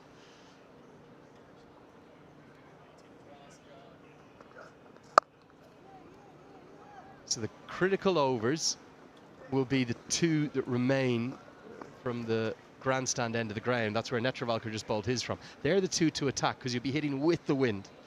From this end, it's a bit more difficult hitting up towards our commentary box end. Yeah, absolutely. With Mitch Owen there, he got away with that off cutter. When I look at a bowler, sometimes you think the arm speed could be a little bit better. I think he's going to get better the more he plays, and his all-round skills and all-round is outstanding. The 100's up for the SFU, 100 for 5, 15.1. But yeah, if you watch his slow ball, I think his arm speed can get a bit quicker. He got away with that one. He's a skillful bowler, but just keep watching that arm speed there. There's some innovation, and that's very clever because it's hitting with the wind. Gets across his stumps, gets nicely underneath it, and gets the maximum reward. Standing shot. He's been working on this because previous games he's missed out on a few, but this wicket, that extra bounce allows him to get behind it, and it's an easy shot in the end. Great position, he moves early, head still. His feet are in an outstanding position, and it's just a little tap, and there you go, 6 runs. It's almost like that's going to be the end to target from both ends, if that makes sense. So even when we're bowling from this end of the ground, the Mount Baldy end of the ground, find a way to utilize that wind, get it up, and it's forced to change in the field because now Lahiru Malantha, who was up in the circle, fine leg, has to go back to try and protect that stroke. Goes with an off cutter that really just dies in the surface. It just kind of died, but he got away with it in the end. He's so strong through that leg side, and he's got such a good eye that he watched the ball, didn't get up, still good contact, and he got off strike. As you said, he got a big 6 off this, a couple of singles. It's a good over today. Oh, sorry, 2-6-1 so far. It's a good start for the SFU. It's a good over. Yeah, that maximum brought up the 50 partnership too. It's been, well, not a counter-attack, but a fantastic rearguard effort between these 2 right-handers. They've rescued the innings from 56 for 5. They've played with a lot more maturity than, well, I think back to the opening night in particular, where the LA Knight Riders got themselves in a similar position, but then collapsed in a heap to be bowled all out for 108. This has shown more than a touch of mental dexterity, and it's been a really good partnership. To the point when the Freedom won the other night, when Steve Smith batted the way he did on a tricky wicket, that's what Short and Hassan are doing here. They're knocking the ball around, taking the right boundary option, hitting the boundaries, and hopefully they can push this up to 150.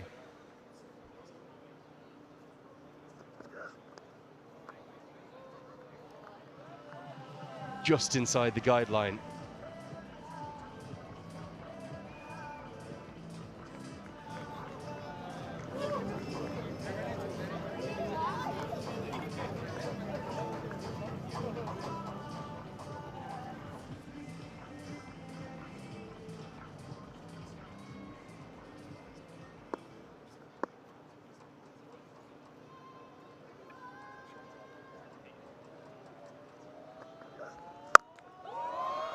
Protection out there, so it'll just be a single to wrap up a 11 run over. The Unicorns have a nice platform to launch from. Can they drive up to 150? It's 109 for 5.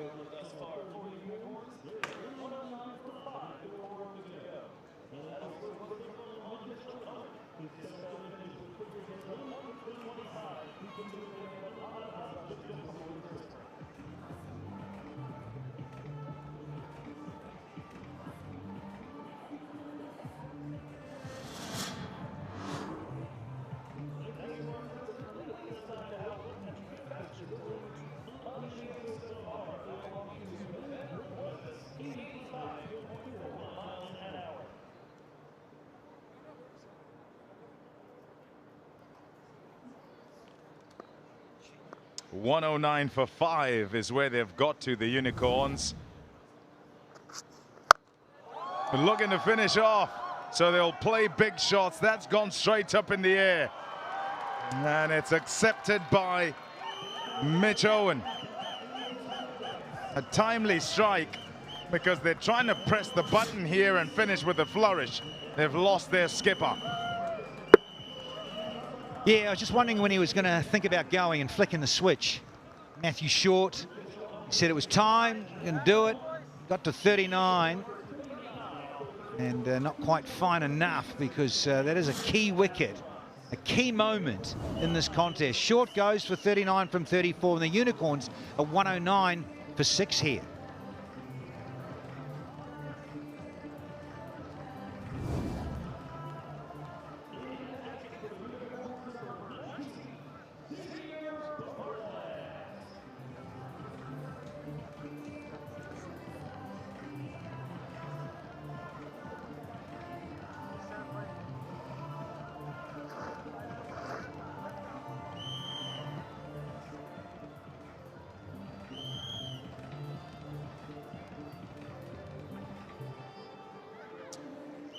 First ball of the over yields a wicket. It is the Washington Freedom who will be happy with that. It brings Xavier Bartlett to the crease. Good strike rate. He can whack them, and they need him to do some of that here this afternoon. The Unicorns, well, their position is somewhat precarious, because they got themselves to this position and would kind of feel that they should get to around 140, 150. But with the loss of wickets, 6 of them having gone down, they now rely on their all-rounders. Here's a look at the wicket. It is Matt Short, the skipper, and he would have led the charge in terms of trying to control the back end and access the boundary quite a bit. Second wicket for Dorcius, 2 for 24. As the one side tries to finish with boundaries, it's been all too common, I guess. He said he thought they were going all right as a team. Matt Short. Speaking with him at the toss, he said he felt that they were going all right as a side. They've kind of managed to hang in there in games where they've lost. Was in an attempt to sort of address the top heaviness of their team in terms of, yes, their lineups, but also in terms of contribution and performance. Certainly will be testing for these guys down the order. And you think about the quicks here, trying to finish things off, particularly Dorcius as well. Oh, it's thick edge, go, fly. Yeah, they'll be willing it to go near the boundary. No joy for Dorcius on this occasion, but still. Flaying blades, yeah, order of the afternoon. Nelson's up, 1-1-1 for 6 here. And a bit of luck, we're going about superstitious number, 1-1-1, and getting to 1-1-1, well, a bit lucky, a bit fortuitous.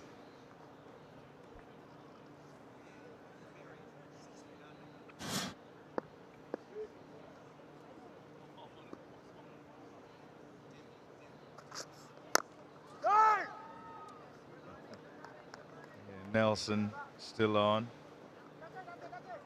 Yeah, there's a look at that order.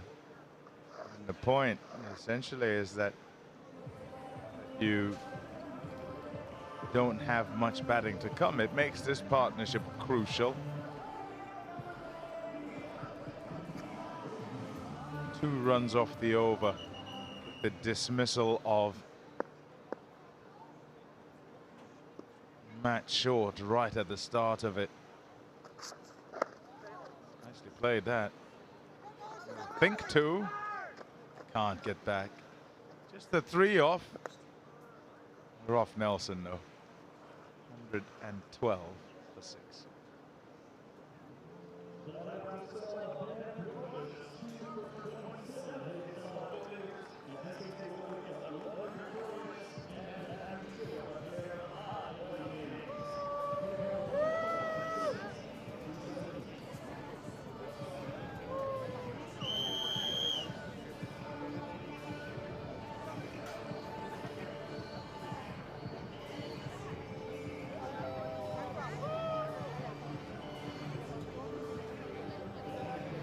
USMNT.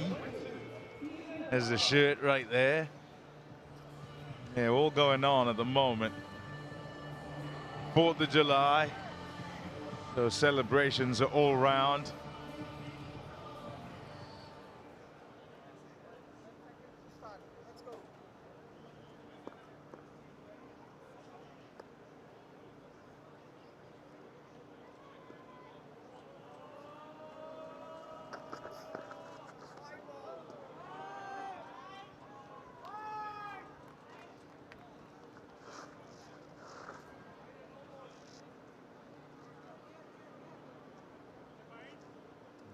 To start off, you collect, take whatever you can get.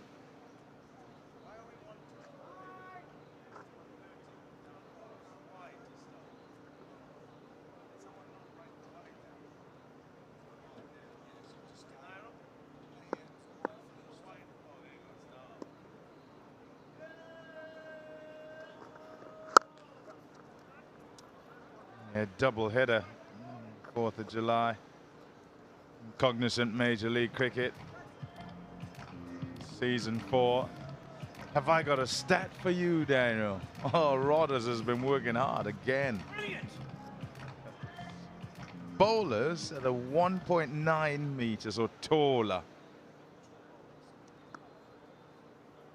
Here, take big buys there. And here being at the Knight Riders ground in Pomona in the LA area. 16 wickets. Economy 6.7. Striking at every 13.87 balls.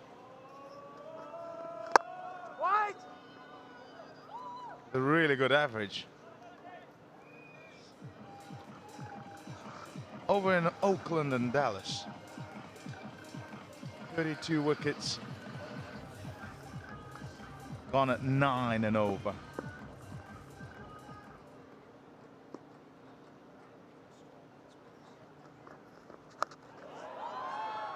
Helped on its way. It was short, it was very high, and Bartlett did well to get to it actually in the end. And those 4 runs are precious. They certainly are.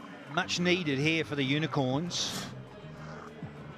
whacked it into the surface. It got some bounce there, Holland, but he's not one of those 1.9 metre bowlers. He had to really hammer that into the surface, almost near his toes, to get it up that high. A fielder out there takes the catch comfortably, hitting against the wind. Not so easy to do. It's a bit stronger as well today. Another wicket goes down. It's been regular, this wicket taking by the Freedom. Yeah, Holland will know a bit about Xavier Bartlett, who was on strike there, and so he worked him out and said, look, I'm going to get a couple of short ones here. In, out, done for 7, and there's 7 down. The Unicorns now for 119.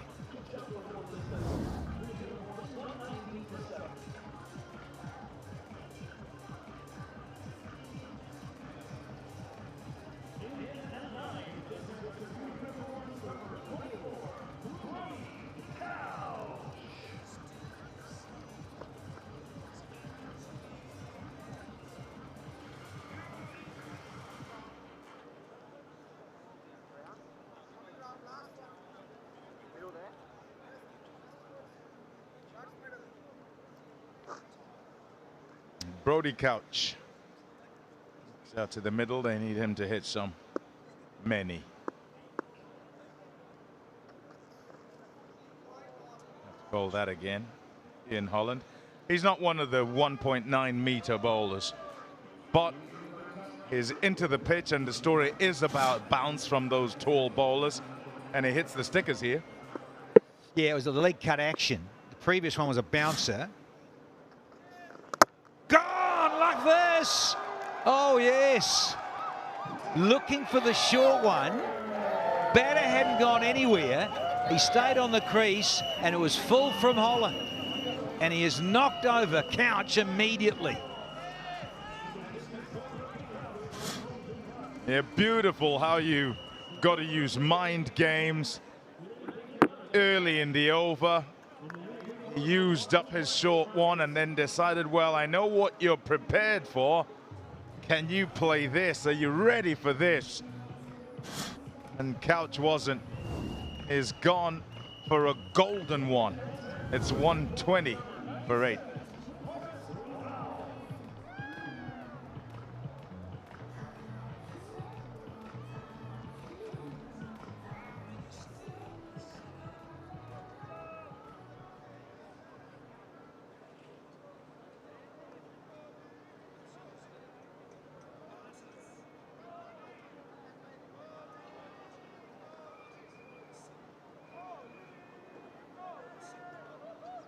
Travolta. Oh, that's gone straight up as well. Catch taken. My goodness, this is a capitulation of note. Happy 4th of July. Yeah, so the Washington Freedom. They're having an afternoon out and a half. Those in blue and red. Again, the angle, it was way outside off, and he's tried to fetch this as Hassan Khan, and has come very much second on this occasion. Alanta takes the catch. See you later, Hassan Khan, for 27 off 28, and it's 120 for 9 now.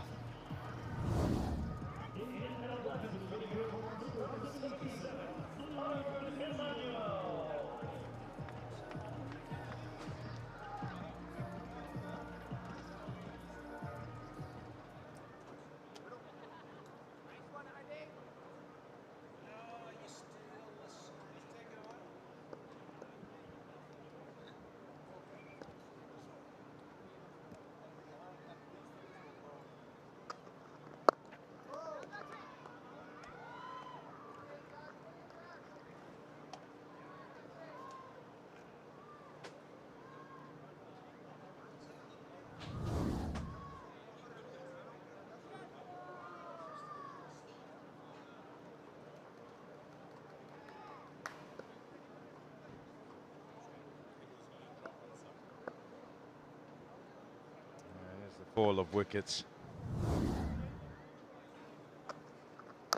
Oh, nearly through. get across for a single. Oh, polite inquiry. I don't know if he was quick enough to get his bat down. This is a look at the dismissal. Smarts from Netravalka go wide across and make Hassan Khan fetch. And he got sucked into the trap. Well done, Netravalka.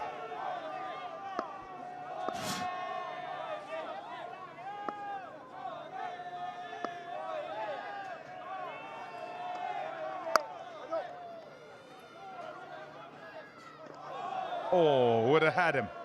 He was busy looking out to see if his partner was okay and didn't run himself.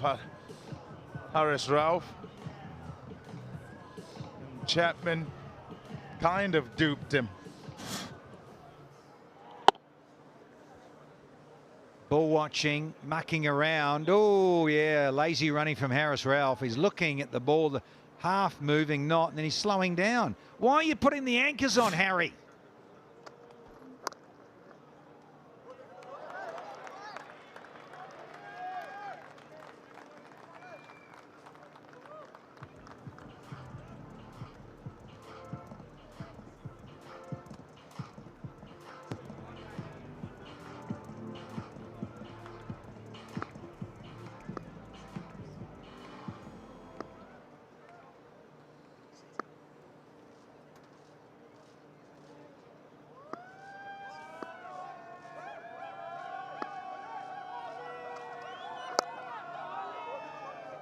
Yeah, two's the call there, and they should be able to get back. Yeah, well run. 125 for 9.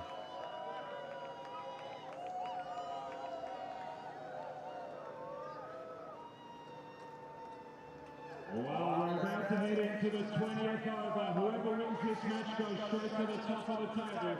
And this over may be the most crucial one for the venue with all the fans. Let's check for the freedom and the unicorns. The final round begins right now.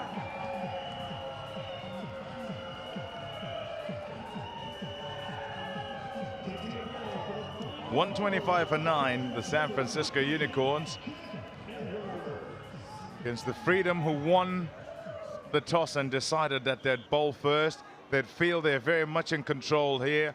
Just the one wicket standing, won't want to let that linger. Oh, you read my mind with the cranberries.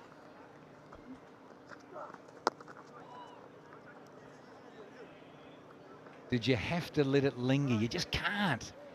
Get on with the game. Oh.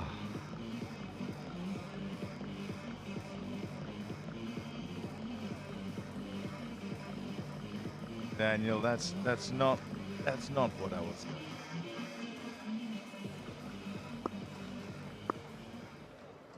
Youngsters in the box complaining, don't even have a clue what we're on about. Swing and a miss. Yeah, he'll try and whack it. Haris Rauf not having too much of a clue about that. Certainly not looking to linger. 100% bomb. And that's the way he plays, and he needs to. Into the last over, of course, and 9 down, sure. You get bowled out, you get bowled out. But it'd be nice to club a couple, see if he can whistle them out of the ballpark here. Haris Rauf, the Pakistani pacer.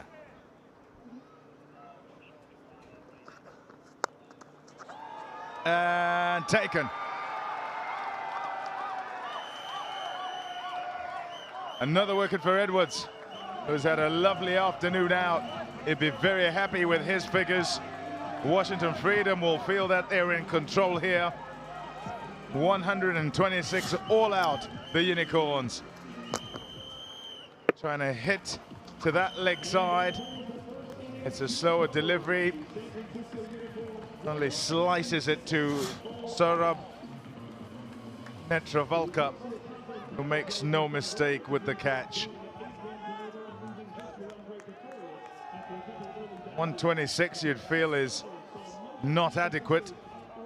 Applause is for the bowlers and the job that they've done, but these batters will not be entirely happy, if happy at all, with their effort with the bat.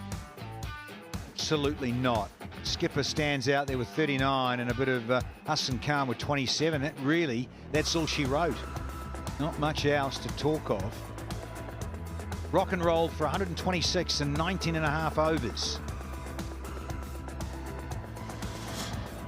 Yeah, bowlers in these conditions, Jack Edwards outstanding with that 14 dots, went for 13 only, but took 4 wickets. He really did crunch the backbone of this Unicorns innings. Dorsius with a couple for 27. Etravalka 1 for 31. 1 for 25 for Owen, and 2 for 16 from Ian Holland. Let's go sideline again to Amar Patel. Here with Ian Holland, two wickets for you today. What went right for you on that wicket? I think we just bowled really well as a team. Jed started us off really well, and yeah, it was always nice to bowl the team out. Yeah, first game on this surface compared to the one that you played on just a couple of days ago. What's different? What's the same? Feels pretty similar, a little bit tacky. Might play a bit different out in the afternoon, but we'll wait and see. In terms of that final score of 127, how do you feel about that coming into the second innings? Anytime you bowl a team out, it's good. Hopefully we can bat well and chase them down. Thank you so much. Well done in first, and good luck in the second innings. Thank you. Cheers. They're not touching the money. This is the first innings since their very first this season that Washington haven't dropped the catch. The cumulative cost of that is 121 runs. Without it, they'd be third in the table. Can they chase down 127? We find out in just a bit.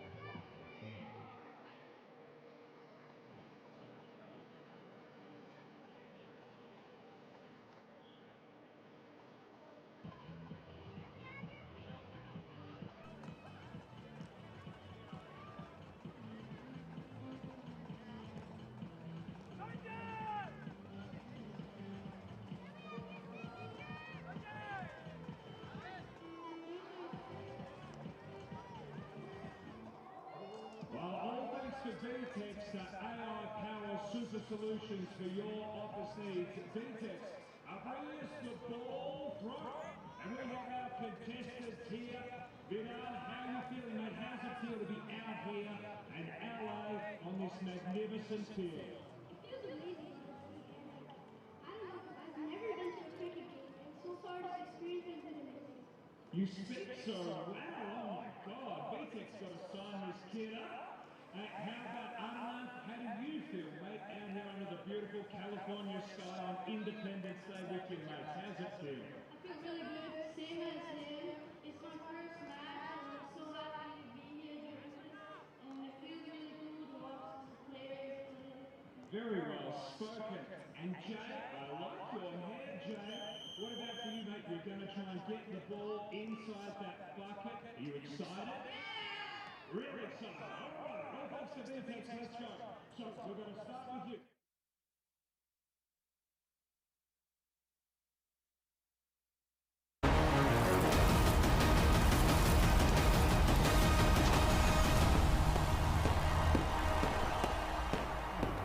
Cricket and July 4th might be more of a historic partnership than you would have ever thought. We saw George Washington earlier today in the crowd. Did you know he played cricket, and they actually played cricket during the Revolutionary war. There's actually a very famous battle, Battle of Cricket Hill. Not this kind of cricket, it's actually named because a British general said we're gonna smash the Patriots like crickets. So maybe a bit of cricket reference in there as well. But after the Revolutionary War, when the Americans said, yeah, we don't want any of that British tea or any of these British exports, cricket stuck around. It actually stuck around for the next 70 odd years until 1852. Cricket would hang around until the Civil War, when they wanted more of a 2-hour game where they didn't have to play different days and different events. And now we're sitting here in Pomona and I'm thinking, they would have loved a little bit of T20 cricket and Major League Cricket. So there's no better way than to spend July 4th right here in LA with Major League Cricket and T20 cricket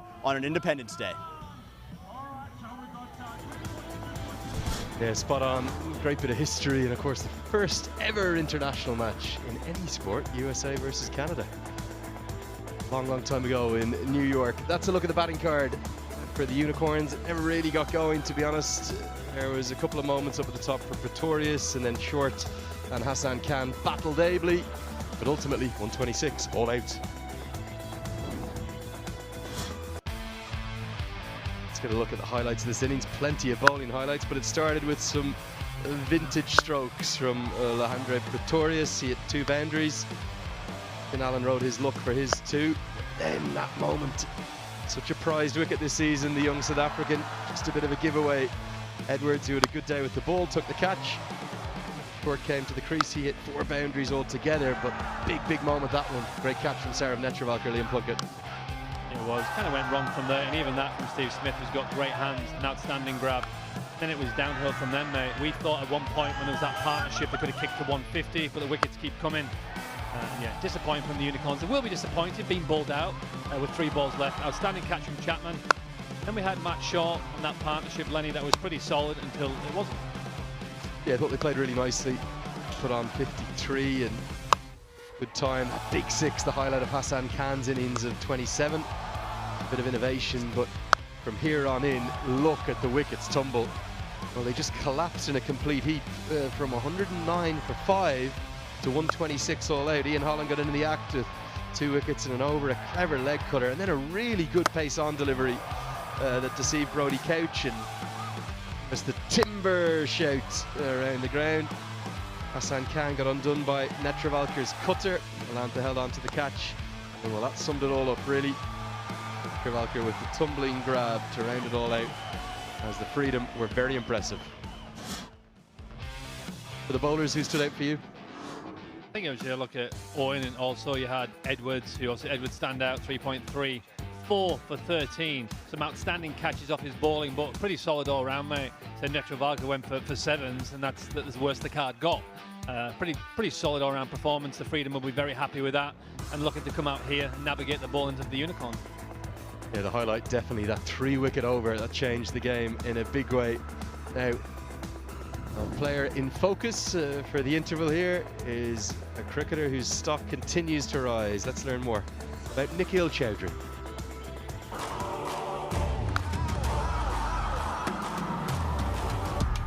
Not here for the glory, I'm here because they called me.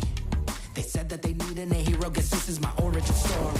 You just you work hard and then you just leave it on the universe, on the God. Obviously you still have to work hard, but yeah, it was just the belief in yourself. Coming into a new country, you just have to keep working hard, and obviously universe gets together and then make it possible for you. Me working in Mexican restaurant, and obviously Australia Post for 3 years, it wasn't an easy job. It's like a diamond coming from a coal factory. It just grinds and grinds and grinds, and when it becomes a diamond, it just shines too much. So that was the probably same story. I was like working tough jobs, still going to training. It wasn't like I was just working. I was still going to the training every day. And luckily I met Hopesy in Brisbane. Probably he just changed my whole career after picking me up for the Hobart Hurricanes, and then everything just changed after that, man.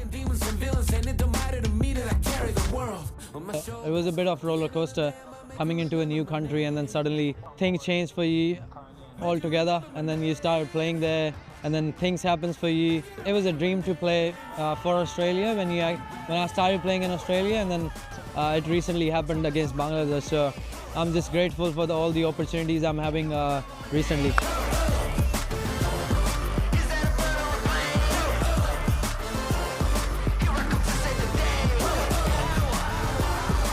I was never expecting that to be going on to the last ball, to be honest, because we needed 15 of the 2 overs, and then suddenly the wickets were just falling, and I was like, oh my god, it's gonna be a bit tough. And then I last over 6 off 6, and then Marco actually came to me. He was like, how are you gonna do it? I was like, we have to finish it in the first 2 balls, otherwise it's gonna be a tight game because we don't have any like batsmen coming in. Well, it didn't happen, and then obviously, as I said, it's universe taking you to that last ball and then making you hero. But I'm not here to become a hero. I just wanted to win games for the team. I'm always Punjabi, man. I'm very down-to-earth guy with my family, very old school family, very traditional family. So I still follow the values I've been given by my parents. So yeah, always down-to-earth, connected to the roots. It's never gonna go anywhere. It doesn't matter where I'm in the world. G'day, mate. Sat Sri Akal. Well, what a great story of the journey that Nikhil Chaudhary has taken, hitting that iconic last ball 6, secure that thrilling 1-wicket victory over the Super Kings despite Akeal Hussein's hat-trick. Okay, we've got a big one in progress here for the Freedom to take a massive 2 points on the table and lead 127 to win. Can they do it? Find out live with us in just a moment.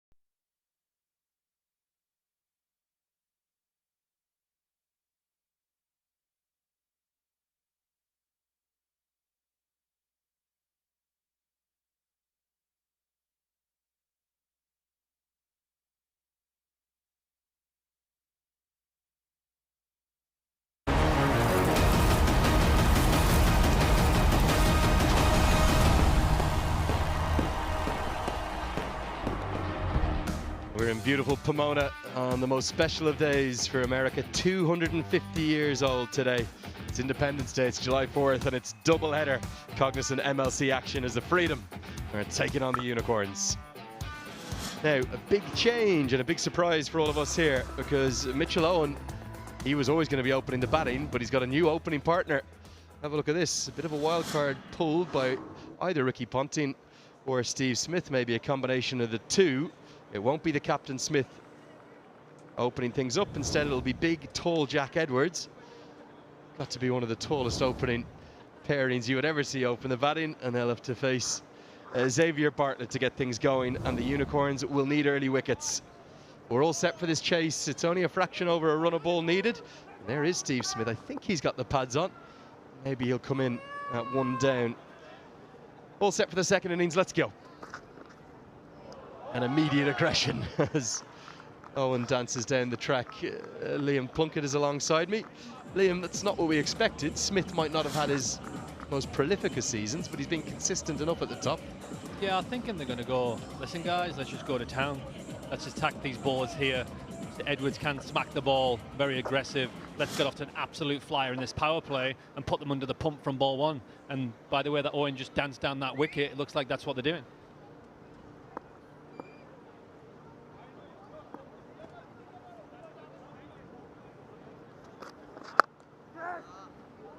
Will get off the mark with a well-judged single immediately. Do you think that's what Edwards' approach is going to be then? He's been sent in to really exploit this Lexus power play with just 2 fielders allowed outside the 30-yard circle? Yeah, I think so. I think also having Steve Smith coming in 3 to anchor the innings, but he can also do that from up top. Especially he's one of the best in the world at hitting the gaps. But and he also batted on this wicket really well the other night. Not on this wicket, but on this square. But yeah, let's see how he goes. I think maybe I'm going to give it a good old smack, get away with a few, and all of a sudden you've got 30-40 on the board. In a blink of an eye, you're halfway through the total.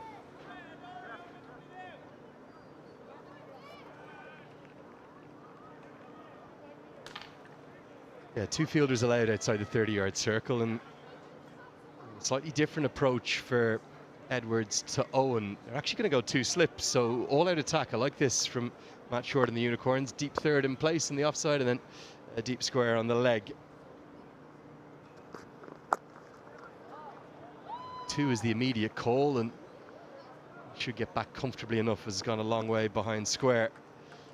Need wickets here in the power play for the Unicorns to have real hope of defending this total. Yeah, you need to make a real dent in early. I like that field, no fine leg though. It means he has to stick to his off stump, attacking middle and off. The batsman's going across, and there's every chance he's going to pick it up a pull. But yeah, the Unicorns need to break through earlier, and obviously Bartlett is very good at smacking that length. He's going to give it a good chance to get a nick off or an LBW. So he's the man who has to make this start for the Unicorns.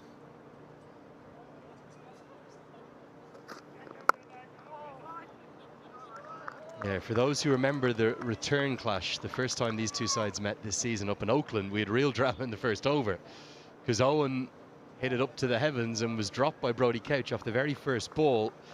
And then he plundered 17 off the remainder of the over. It's not a man you want to drop. Mitchell Owen. He's got off the mark. He's at the non-strikers end to start with. Jack Edwards promoted up to replace Steve Smith as captain opening. Batting, it's a very attacking field. It really is. It's almost a bit more like what you'd expect. A 4-day game, a first class or a test match. It's quite the right line. He's looking for it to swing. I think you have to be aggressive with your field. We talk about being aggressive with the bat and ball, but being aggressive with the field in the power play is key. Have them 2 slips in. If the chance comes, you're going to take it and put the pressure on the batting team. I think as a bowling team with such a low total, what have you got to lose? Run up, smash the pitch, create chances, and hopefully take some chances. And actually the lowest total ever defended across the 4 seasons of Cognizant MLC was here just a few nights ago as MI New York defended that 132 against the Seattle Orcas, who did everything but get over the line in a dramatic final over. Marcus Stoinis thought he'd won it, and then a brilliant catch saw the back of him. Lowest ever defended by the Unicorns, 148, so they really have it all to do. Got him, and that's going to help.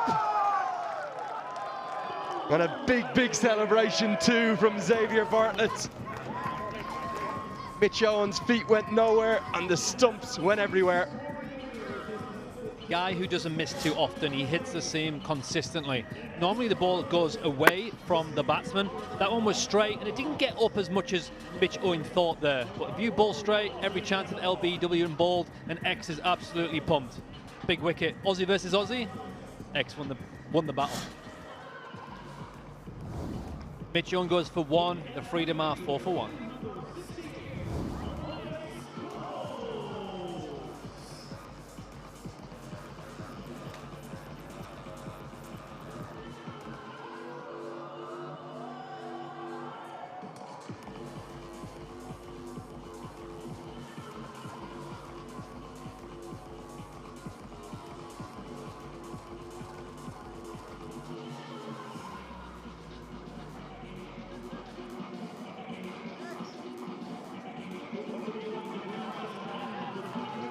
The stylish and elegant Rachin Ravindra is in the house.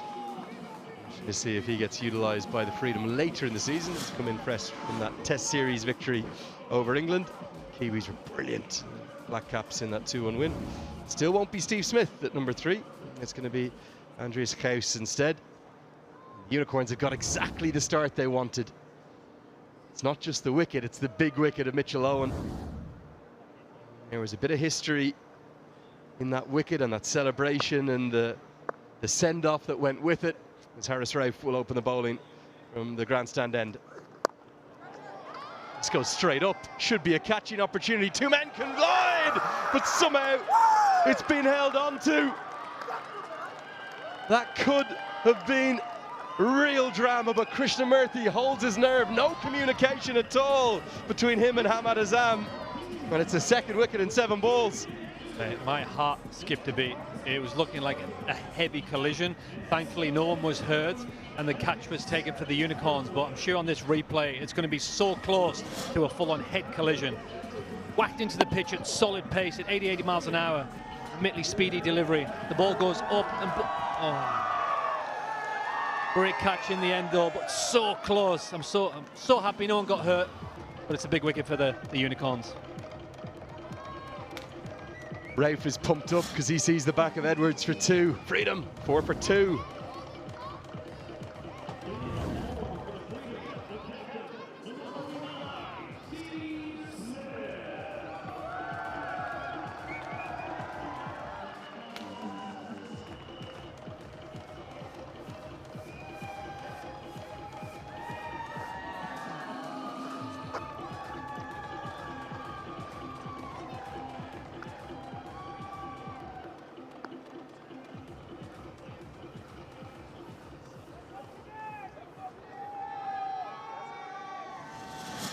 Well, he's decided not to open the batting for whatever reason that him and his head coach Ricky Ponting have come up with, but he's still in as early as the 8th delivery. 2 new men at the crease. Steve Smith will face Harris Rafe. Gets off the mark in real style, a flowing drive through the offside. Outfield not the quickest, so won't quite get there. Should be the most comfortable of threes to get the captain, Steve Smith, off the mark. Now, Liam, you've played and watched enough cricket to know that these kind of collisions, or very near collisions like we just witnessed here, can be so nasty. Krishnamurthy does brilliantly well to hold on to the catch and somehow avoid Hamad Azam. Yeah, as we said, from up here, it looked like they were going to nail each other. They did actually make slight contact. Thankfully, it was just a brisk tap of the hand on the thigh. I don't think Ralph's seen it. He was too overjoyed with the wicket. Yeah. Here we go. Steve Smith started off really nicely with his great hands, pushing the ball through to covers for 3 runs. Good diving stop. Skipper leading the way, shorts. Proper cricket here, isn't it? 2 slips in place. Pace up over 90 miles an hour. And here was the moment. Now, there's definitely a bit of history in this. There is no way that Xavier Bartlett forgot what happened in the Oakland Coliseum. When I look at that delivery, if you look at about where it hits the top of the stumps, it kept a tiny bit low, but I think he was hanging back, probably waiting for that big kind of pull shot, that kind of hit over leg side, just hanging back a little bit. But X does not miss the stumps. Great seam, a little bit of nibble, great wicket. You heard the roar very clearly. Come on. Unicorns are pumped up. They know how big this game is. Table is so tight. It feels like every match is almost like a grand final. Tonight we'll play the 20th of 30 group games, so it'll be 2/3 of the way through the season. It's all to play for. Every single one of the 6 sides could still finish top. Every single one of the 6 sides could still finish bottom. Really is the most brilliant of seasons.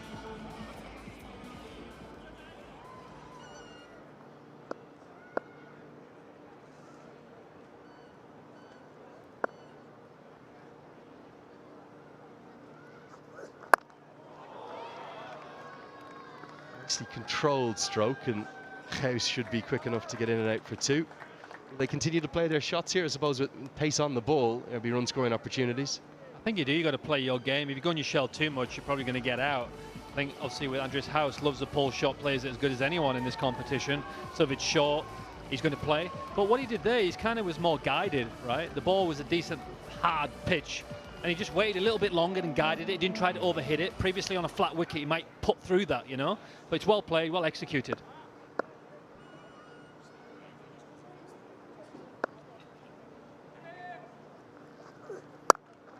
Oh, width on offer.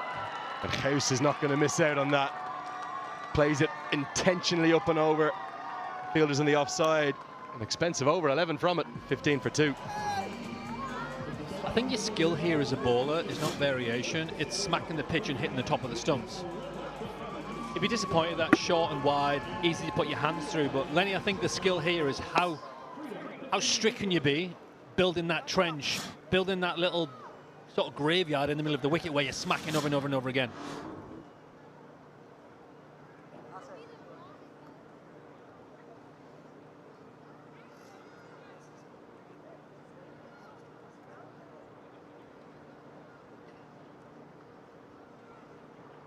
Two wickets in the first 2 overs, never the start you want, but plenty of batting to come. Just seeing Lahiru Malantha further up the order for the Freedom. He's taken a while to work his way into this side. He's a natural top order player and offers that left-hand option. I'd rather have seen him open the batting than Edwards. Now, what's happened here? Both sides are trying to review, and the umpire has given it not out. There was 2 noises. The Unicorns are convinced it was out. Steve Smith was almost premeditating a review. You would imagine they're going to go upstairs, and indeed they will.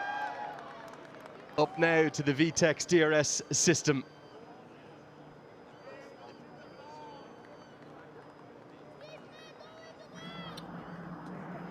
Third umpire director, we have a player review for LBW. Given not out. Check the bowler's feet. It's a fair delivery. Can you move on the front arm, please?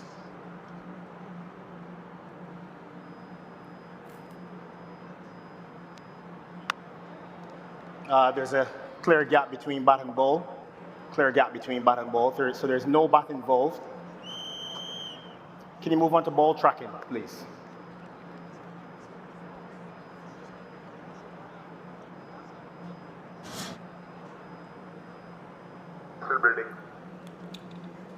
Stand by waiting on ball tracking, VJ.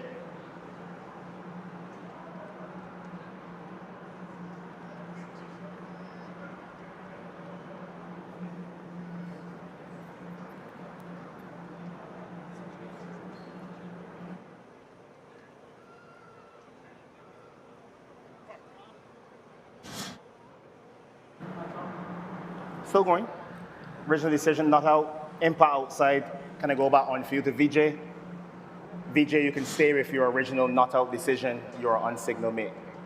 You're on. Really good decision from Vijay Malala, and great use of the technology. A review burned for the Unicorns.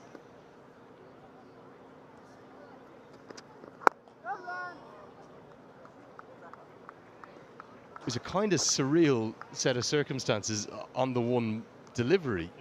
There was a massive appeal, and everyone, I think, in Orange was convinced that it was out. They heard the noise, and it did carry through to Pretorius. But Steve Smith hadn't been given out, and watched Smith here. He wants to review it himself. In real time, obviously that sound and the wicketkeeper and the bowler both thought it was out, and Steve Smith's already doing the old T signal. It's not out, mate, it's not out.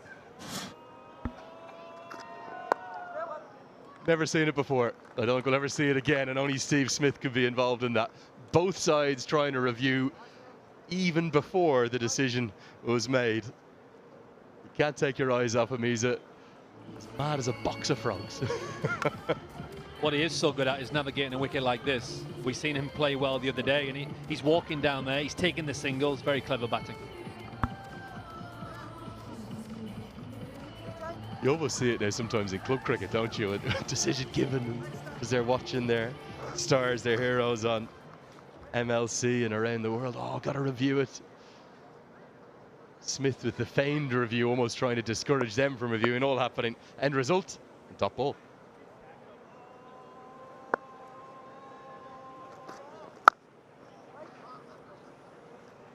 what makes Xavier Bartlett such an asset for the Unicorns? He's got a great record, doesn't he, here in Cognizant MLC? I think obviously his bowling aside, his batting is outstanding. He won some games last year for the Unicorns, but I think you can count on him up top because he doesn't really miss the stumps. He's got that natural swing, and he hits the same natural swing, but he gets bounce. He's not extremely too tall, maybe 6'1"-ish, 6'2"-ish, but he gets perfect bounce, and it just like gets that kiss off the surface. So hits the same, a bit of swing, easy peasy, mate. That's how you should be bowling. He's got a good strong action, doesn't he? Good athlete, Xavier Bartlett. He'll get through for the single. He just has a way of, like you say, not leaving the stumps too much, so he's difficult to put away. Here's the 2 wickets that have fallen. Right on the money, the top of off. Nailed, and then a shot that, well, Edwards isn't going to want to see again. And a wonderful catch. A minor collision. The big collision and any injury avoided, most crucially.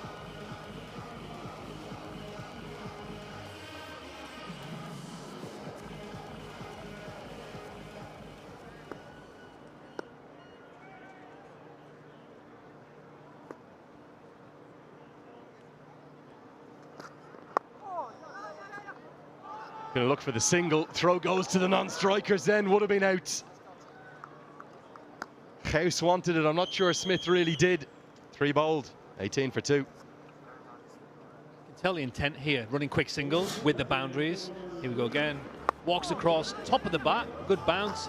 Bit of indecision. Would have been out. He would have been out by a mile. Brody Couch. Not easy, the position he was in. The old swivel, turn and throw. But yeah, made it to his ground. Freedom, 18 for 2. Another great reaction from Steve Smith to go with it. Oh, he's brilliant to watch.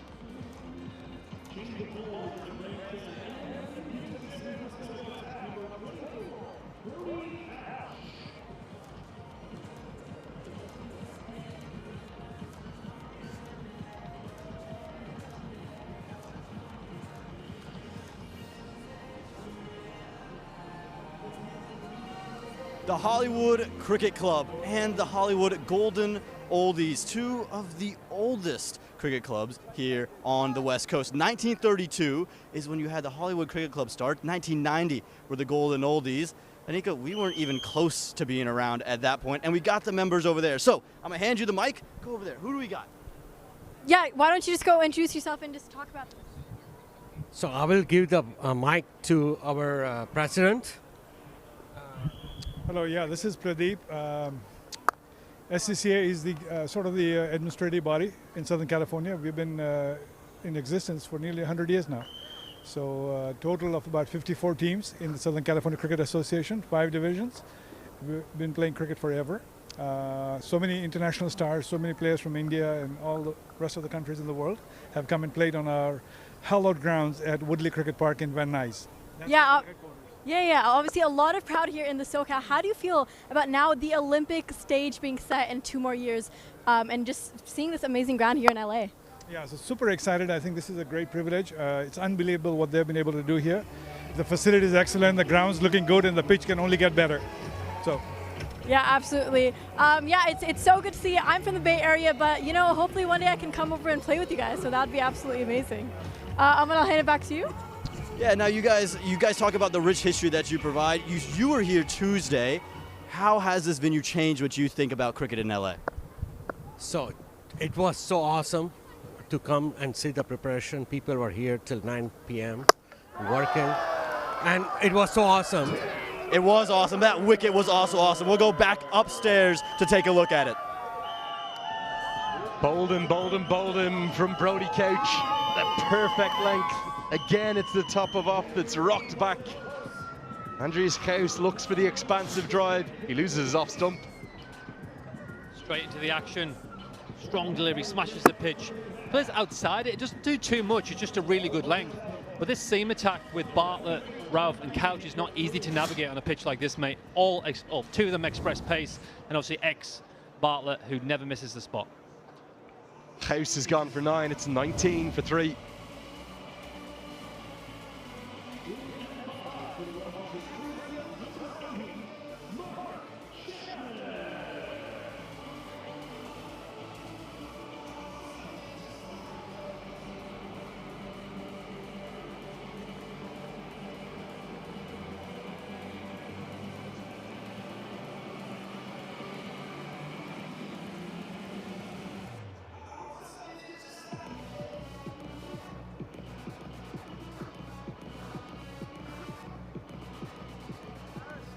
well, hot off the field and some real heat and action on it to go with it, because the Freedom have got themselves in a tangle here. They're in more than a spot of bother. Mark Chapman will come to the crease to try and provide a rescue act, a bit of a remedy and partnership and support for Stephen Smith, the captain, who's come in at 4 for the first time in a T20 since all the way back in November 2022. Not something he's been doing in this format recently, generally been opening the batting as he has all season for the Freedom. Brodie Couch into the attack and an immediate impact. The American speedster.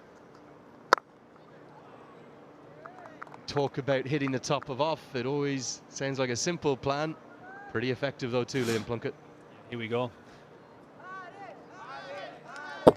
Tiny bit, doesn't move too much, maybe just comes inside a little bit. But when you look at the USA cricket landscape, when you've got Brodie Couch and De Silva, some express pace, we've seen the skill of De Silva yesterday, and obviously Couch. It's pretty impressive to have them in your team going forward, mate.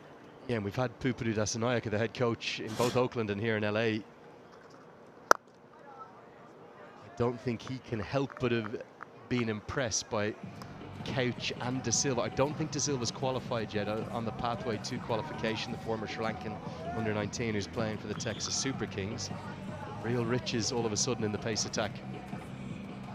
From me being here for like 5 years now, to see these people come across and potentially qualify, I know not Couch is, but to have that in your lineup, it's a great future for USA cricket. And it's not like they're rolling and bowling gas, mate. They're bowling quick, 90 miles an hour.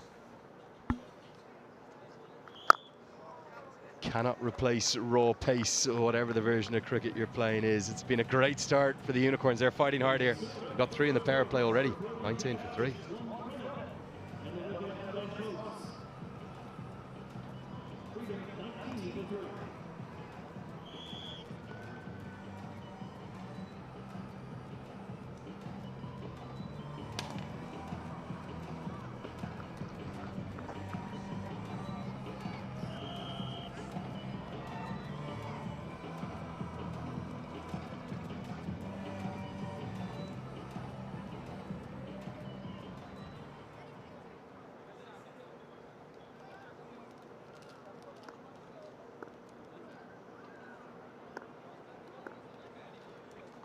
Beautiful day.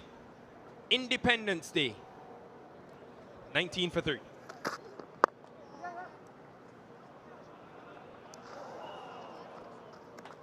It has been an examination of seam bowling, express pace from Ralph and Brodie Couch.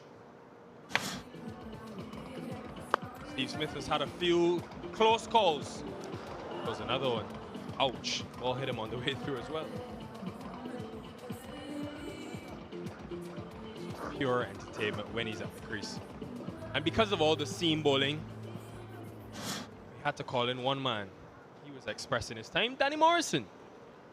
Hello, Nickel. Yeah, happy 4th of July. Seen some zip-zapping fireworks from the Pacers. Yeah, challenging, fresh new surface here at Pomona. Bartlett, he'll give you an examination for sure. Those guys that's tall, high action, just to hit that surface and just get the odd indentation out of the surface because it is fresh and new and there's a bit of grass covering on it. Quick men are licking their lips to have a go on this one. It's also the first time this season that Matt Short has used him 3 inside the Lexus power play. Chapman outside of his crease. Maybe to try to negate that length that he hits so consistently. And it gives us a good glimpse, Danny, into thinking of Matt Short. With just 126 on the board, he's got to be aggressive. Certainly. But when I look at Smith, and I think about what Nicky Poran did in Oakland Coliseum, got 70 in the end. It was the difference because he took his time and settled in, gave himself the chance to get his iron, as it were, and get settled. It was the difference in the game. 70 was streets ahead of anyone else.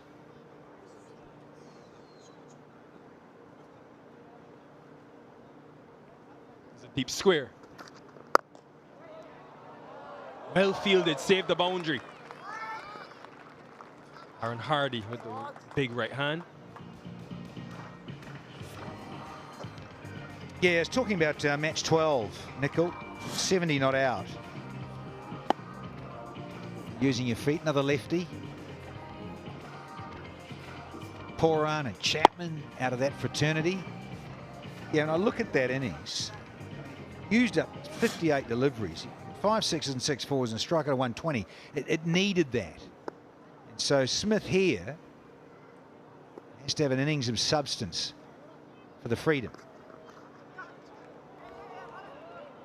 Tried the ramp, Steve Smith.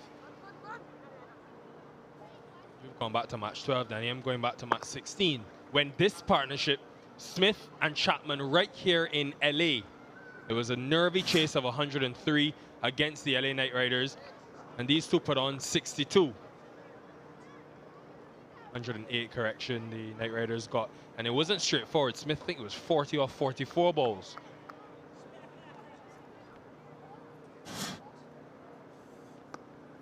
Yeah, and that again just comes with all the experience and responsibility. You're the captain and you're a class batter. It's your job. You're at the top of the order. Give yourself a chance, and your partner as well. And you mentioned it, Nickel. Very important. 5 done, 23 for 3.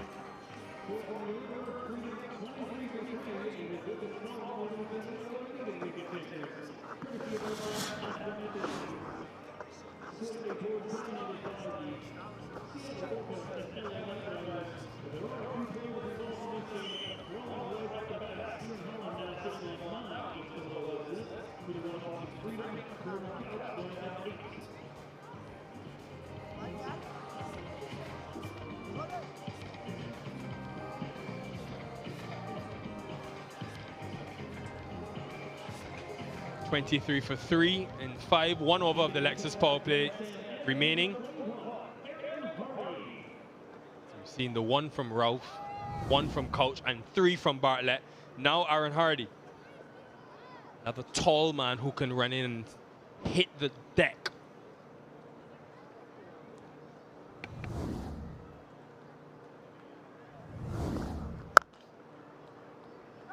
Sounded good, straight to the fielder. Well, this is important here from Hardy. The obvious thing is wickets up front. Last over the Lexus power play, 3, can they get 4 inside it? Sort of need to, really would help.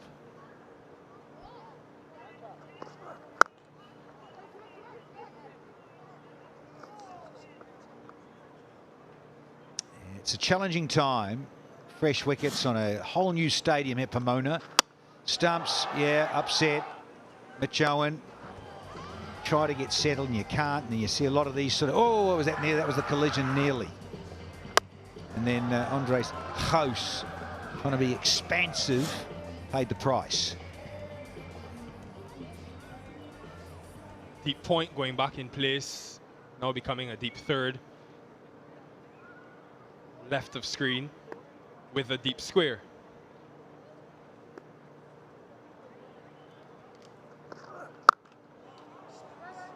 Ken finds the fielder.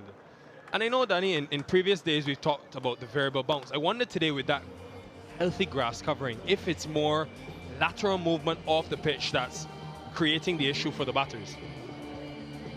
I think a little bit. Yeah, twofold.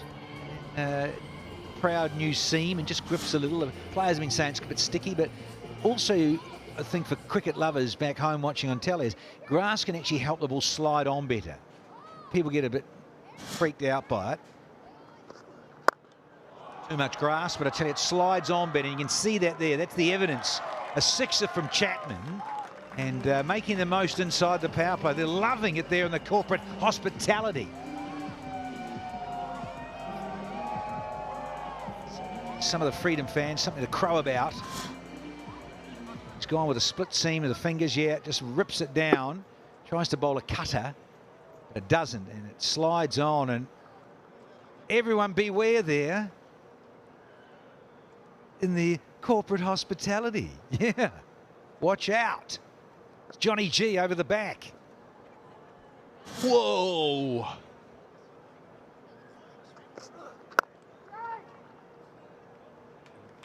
Just to end on that grass covering, Danny. Teams in LA so far have gone away from the spin. We've only really seen Narayan, a couple of overs of Kenjige. I want to see, I've heard you say it about 1,000 times on commentary, when it seems, it spins. Unicorns have brought in a leg spinner today, Anirudh Emmanuel. I want to see if there's any reaction off the pitch for him. Narayan was a handful twice on this pitch, or one over. Yeah, and some guys get more out of it than others.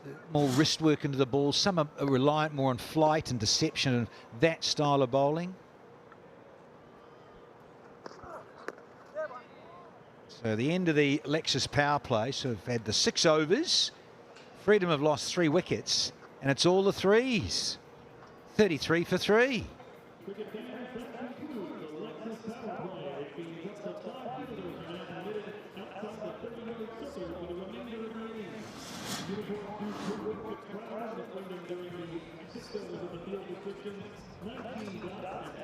One, 2, 6. There, doesn't look enough, but 3 down early. Get Smith out. Next couple of overs, and it'll be all on.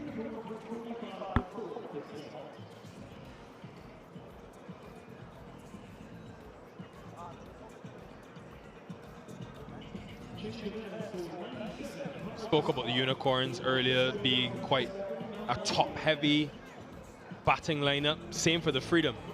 Close to the 65% of their runs as well this season by that top 3. Mainly been Chapman, Smith, Owen. So someone else is going to have to put their hand up in addition to these 2 if required.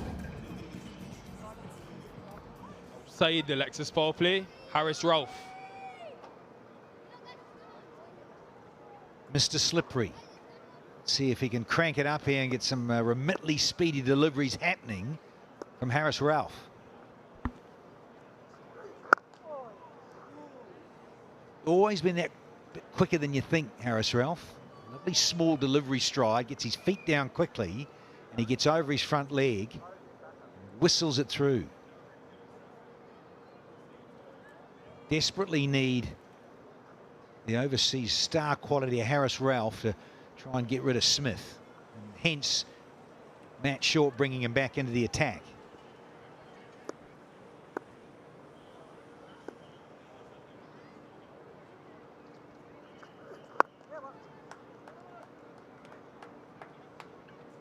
Again, Short on the aggressive would usually keep Ralph's overs for maybe the back 10. Needs wickets, needs this partnership to be broken. And just that first ball, Dan, you're talking about the nature of Ralph. Maybe just skiddy, and look at Steve Smith. Signaling to Chapman. Maybe stay down just a touch. The ball gets softer. Indeed, and he also has that natural angle, just the seams back in. Right arm quick to a right hand batter, and it just tends to angle back, and that's what he's looking for. LBW, leg before wicket, or knocking the poles over. Now up against the left-handed Chapman, it could slide across him. It's a different kettle of fish for Chapman in the examination from Ralph. Independence Day, youngsters are in the house and enjoying things. Good to see the caps on and sunscreen to boot.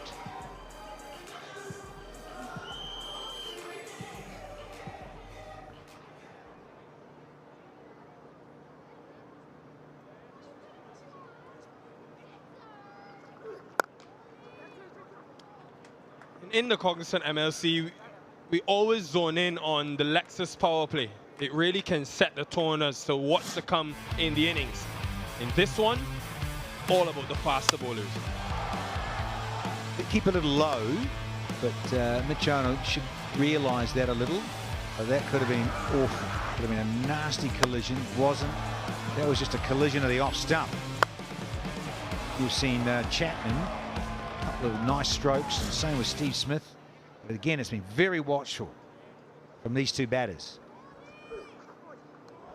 Hello, hello, and there that is. That's what he's like. This is what Harris Ralph can produce. The uncertainty, maybe just a little bit of a breaking of the wrist. Let's have a look at this one.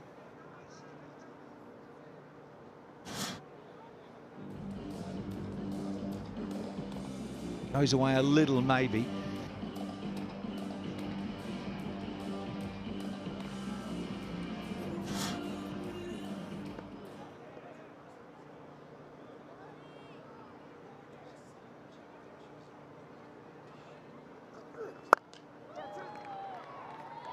In the gap, wide of Krishnamurti, who's quick but not quick enough. Nice way to end the over, 40 for 3.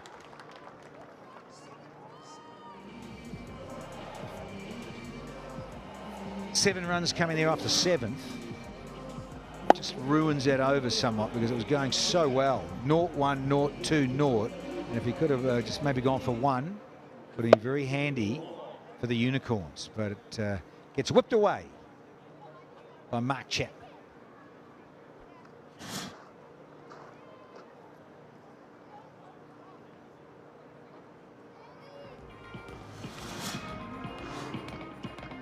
Nice game on our hands, folks. Tense. Missed these low-scoring thrillers. We had one a couple days ago. Sets up the Independence Day celebrations beautifully. AKR, MI New York to come after this. But for now, these next 13 overs could move the Freedom from bottom of the table to top. That's how tight the league is. Brody Couch. Love this dynamic to their bowling attack, Danny. Having this express pace, but then also having guys who have the skill to take pace off the ball, as we've seen in places like Oakland and Dallas at times. Yeah, most certainly. You really do have to have that in the kit bag, as it were, to ask questions of batters, of changes of pace and variety up against batters in different conditions, different pitches. Yeah, Smith will be a bit annoyed with himself. It's about the 3rd time I can recall being on air with you, Nicol, and he's found the extra cover inside the ring. It's annoying for him because he's timed it pretty well. Doesn't get any reward. See, look at that, 15 balls outweighing the runs for Smith so far. He's normally a good hustler of rotating the strike and keeping the scoreboard ticking over. I wonder if that's why he came in at 4 today. Wondering as they come in to see people, stars like Steve Smith, wondering if it would get tougher as the ball got softer, and he's the man in the middle to navigate that with his test skills and longer format batting ability. Yeah, Brody Couch against Seattle there in Oakland. Nice little 3 for 4. He went for a few early on, but he came back really well. It was the key to this. That's why he was player of the match. Important wickets at key moments in the contest.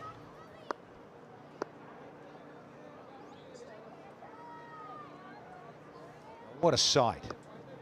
Baldy Hills over the back and the crowd coming in here. This is double header Saturday.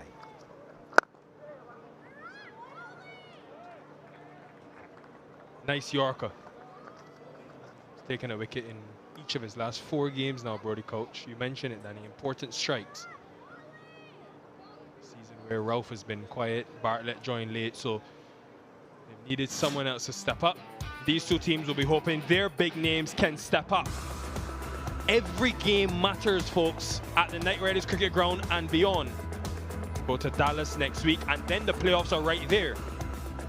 6:30 local time. Just stay with us. Why would you turn your TV off or touch the remote? Looking forward to Matchbox 20 here in Pomona.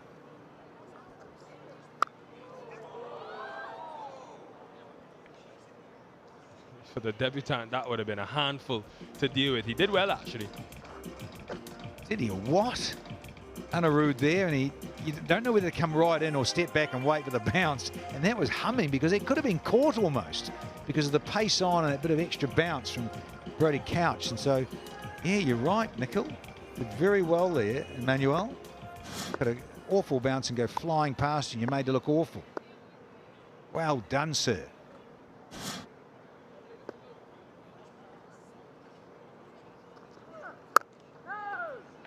$42 for 3.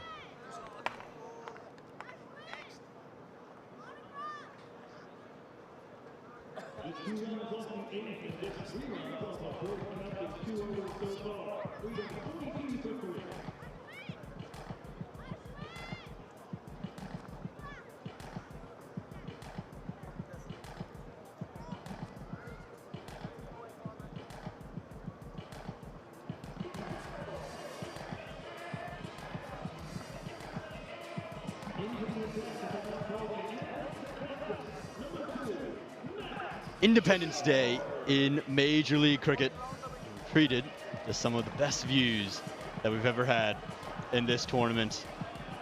Fresh out of a painting stadium, the backdrop of it.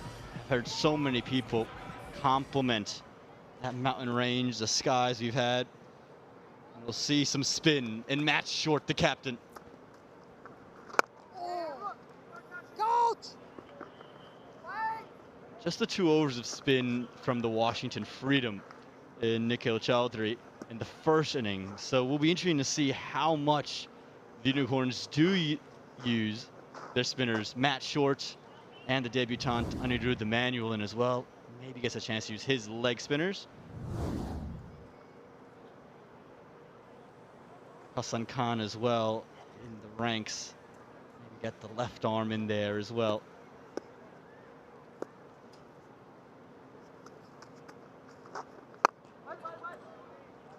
Alongside Pami and Bangwa. Pami, shaky start for the Freedom early, but these two have batted quite a bit at Pomona, actually had a big partnership, so they'll be the ones that have to carry the Freedom out.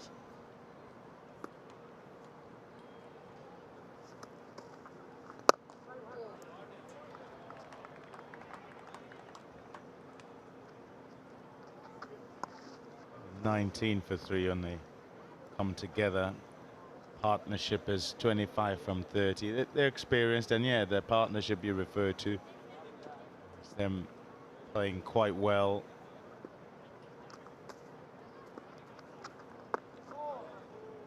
Tough situation, and the good thing, I guess, is that as you look at what they're trying to track down, 127. Nice shorty, nice Matt. Yes, slight pressure on in terms of the scoreboard, but if they do manage to put it together, get any sort of flow, then it's not a big total to chase down, so that they don't have to play too differently to the way they're going now with the rate required less than 7.5.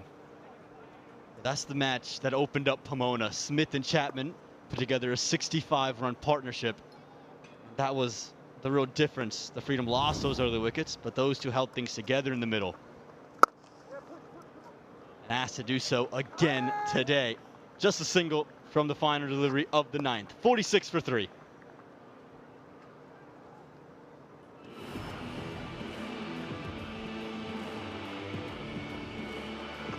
First ever afternoon game at the Knight Riders cricket ground. Tell you what, the conditions much different to the ones in the evening. Much hotter in today's contest. 85 degrees Fahrenheit. I mean, what's that down to Celsius? I'm not sure. I'd have to check that. I'm too much in the Freedom units to know what that is in Celsius.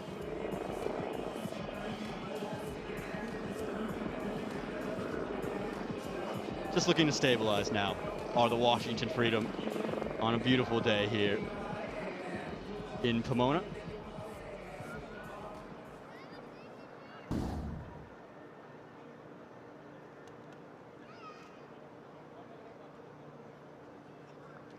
Next match in, it will feature the home side, LAKR, so they're getting that purple army up, ready to go. Introduction of Aaron Hardy and Steve Smith looking to do something rather inventive, maybe similar to what we see from Trent Bolt when he's got the bat in hand. Pami and Bengo, MVPs, these playing cards. Hold on to that one for me, Pam. There you go. How great are these? I've got Harmeet Singh alongside me. Get a pair of your own. Scan that QR code, bottom right of your screen.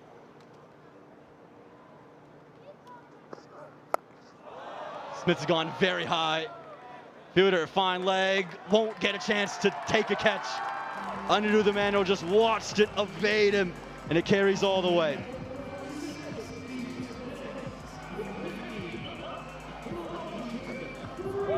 It would have been interested to field up. As a team that have thought, right, here's the big one. But in that direction is kind of the direction of the wind. They're not blowing much right now, but the top edge takes it long enough.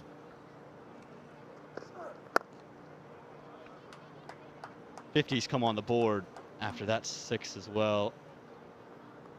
We talked about last time we were on together, Pommy, when that game in Washington versus LA, about how it was so important for Steve Smith to spend some time out there in the middle. He was struggling coming into it, got his highest score of the tournament. Another opportunity for him to take his time, not feel like he has to go from ball 1. They decided to change things around today, and he walked out at 3. But yeah, I agree. It's one of those scenarios where the score is not necessarily too big.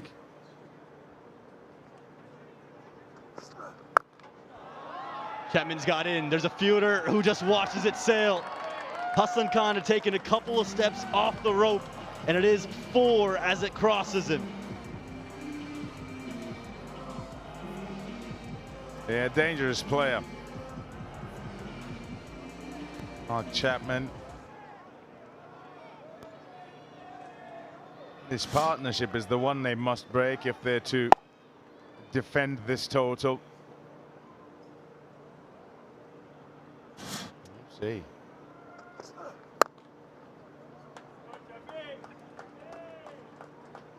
Freedom are just looking to put the accelerator on. This is the longest they've taken to get their 50 runs. It's taken them 56 balls. So as a collective, less than a run a ball. But like you said, Pom, that low score helps them from this situation. Yeah, just from a perspective that they don't need to hurry. So rate required is under 7. I was saying 7.5 before. That's 6. 12 runs this over. It helps things a great deal. But they can try and make sure of the partnership. And then at the back end, right at the back end, see where they are and look to then get them over the line. Halfway in terms of the overs, 58 for 3 and time for 3.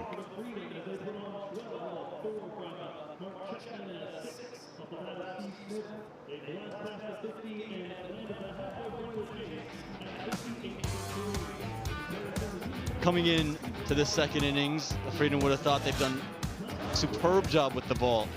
They've set themselves up for a nice and easy day, but look at those first 3. 1, 2, 9 for Owen, Edwards, and Kraus. And right now it's up to Smith and Chapman. Try to bring this one out for the Washington Freedom. With the ball in hand, it's been pace. It's been the order of the day. Wicket for each, Bartlett and Ralph, the 2 leading wicket takers from last season. And then Brody Couch, 2 overs, 1 for 3. That is sensational stuff. The opening partnership for the Freedom. Mitch Owen that went first. Edwards just really nowhere. Sanjay Krishnamurthy did well to evade Hamad Azam. They stayed a look at the end of that as well. And the wickets just kept tumbling. It was Brody Couch this time that got in on the act. Like we said, Chapman, he spent time in the middle. He's built some confidence alongside Steve Smith. And these two would like to utilize their experience on this wicket to build another match-winning partnership.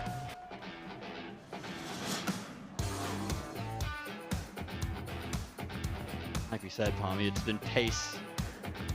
That's been the story of the day. But they are playing 3 spinners in short. Hassan Khan, Anirudh the manual. They brought in Anirudh the manual, so will they elect to utilize him in the back half of this chase?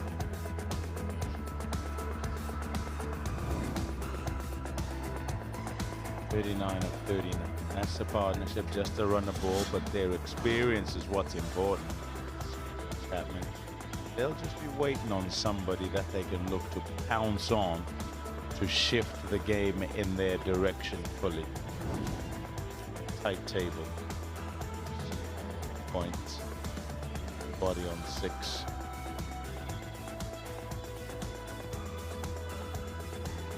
Like celebrating. Celebration time.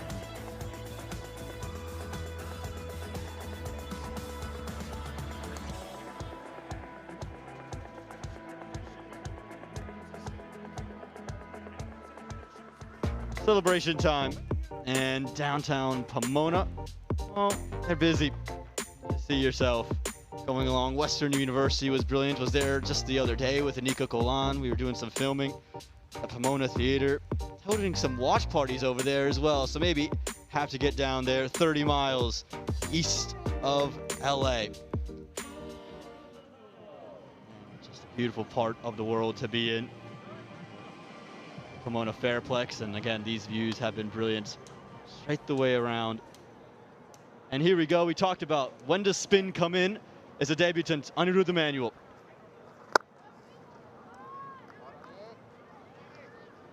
And Anika Golan, where are you? Who you got? It's a very special evening we have here in LA, but next to me are some really budding talents of USA Cricket. So for me, I'm 19, about to turn 20, but I'm here with some very special guests. Baby Kriya is only 3.5 years old, and how old are you? 11. So she's only 11, and they both are starting to get into cricket. I think what's so exciting about that is how Kriya is only 3.5 years old, but she already has so much cricket to watch out into. If you just look in front of her, you see a new stadium and a new season of MLC just in front of her. When I started playing, it was just finding some empty space on baseball grounds to try getting some cricket drills in. So I think that's so exciting. Do you think she's fairly young right now? Do you think that you would put her into cricket and hopefully get her out there to play some more? Oh yeah, definitely. As a cricketer myself, I want her to get exposed to the game more, and at the same time, now we have local leagues where they are teaching kids cricket, which is awesome. So I'm hoping to put her there and start that journey. Yeah, definitely. And because there's so much budding cricket here in LA, especially for women, I think that there's so much more potential. Speaking of checking for potential, there is a boundary check, so up to you guys upstairs. Happy with that. As the umpire did well, Bartlett.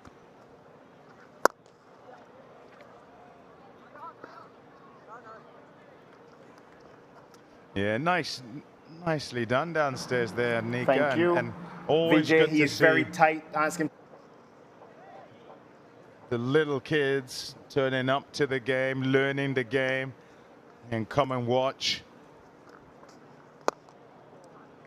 You hear it said that you want the bug to bite it early. And yeah, it can't be any earlier, can it, than around 3 years old. Nice of Dad to have them exposed to the game and to take them along. Very high and very long. Using the turn into him, Chapman's done well, and he gets a 6 to close the 11th over, 70 for 3.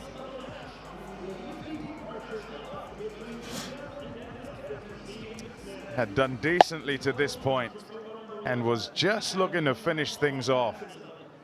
But Chapman not going to let him. That's hit really well to clear the man who is at long on and get away for 6. That pendulum swinging.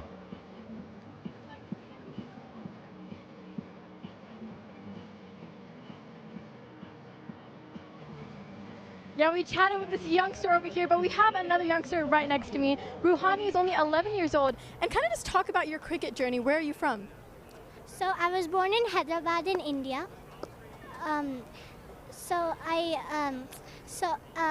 at 2024 Men's World Cup, after that game when India won, that really inspired me to start playing cricket too. And I thought that maybe one day I will also make India win. Yeah, and she's only been playing cricket for 2 years. She's a bowler right now, but I think what's also a similarity between all 3 of us girls here is that I also started getting to cricket because of my brother, and right next to her here is her younger brother. So obviously there's a lot of talent here in LA, and Aman and Pami, I'm sure you know, there's a lot of personalized stories here in the crowd, and what better place than LA to discover them. Brilliant. Absolutely brilliant. Love when the family connections use cricket to bring each other closer together. I mean, how did you get into cricket? What was your story? What brought you to the game? Going back now, but yeah, I was little as well. It starts like that. I guess that's why I'm saying that the bug bites when you're early. And back in Zimbabwe many years ago, and it will still happen now, there is a school system. I'm not entirely sure if that's what happens in the US, where schools have particular sports and you just learn it Edged away. When you have intent, you get rewarded with luck, and Chapman found it. All these will help. There's been a flurry of runs. Looking offside to try and pierce the cover region, but gets a bottom edge, and he'll take that. Take all those runs however they come.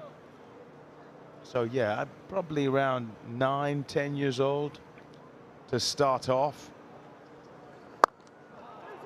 And with the arrangement of the game and the organization of the game, that opportunity exists with facilities just about everywhere at every school.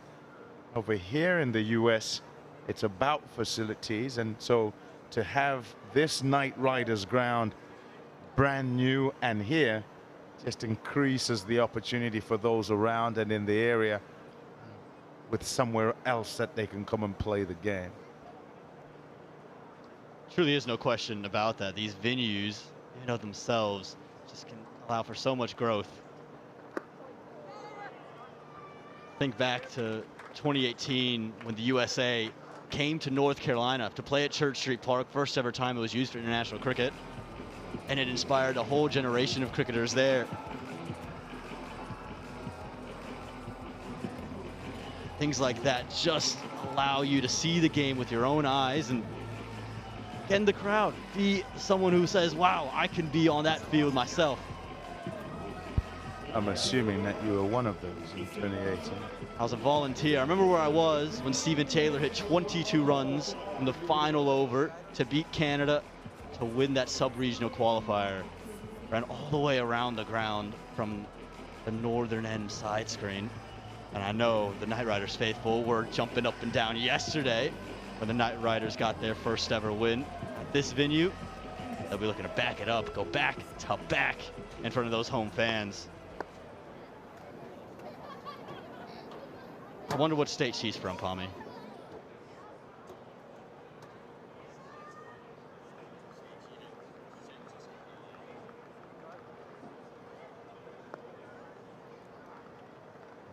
Doesn't matter, it'll be a cricket state. And that's okay.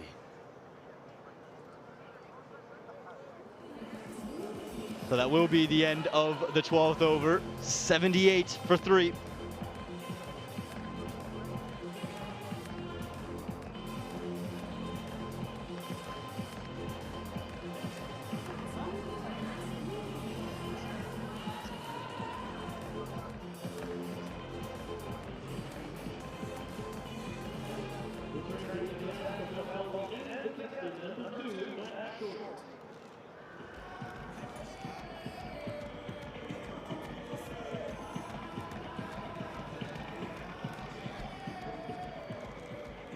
They need 49 from 49, so a run a ball here for the Washington Freedom. Chapman gives it a nice little swipe down the ground, and some good fielding. The Unicorns, mentioning it earlier, but they really do need to get a breakthrough, and they wanted to get out Chapman or Smith earlier. At the moment, it's Chapman who's taking charge of the situation. He's almost gone into the 40s now.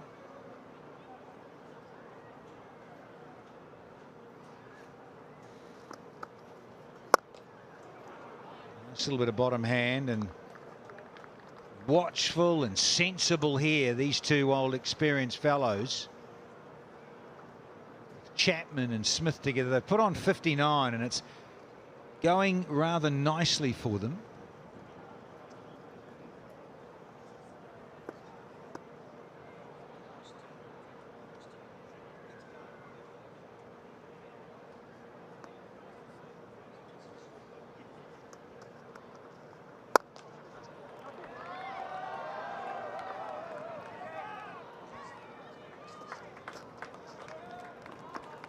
I like this from Chapman and Smith.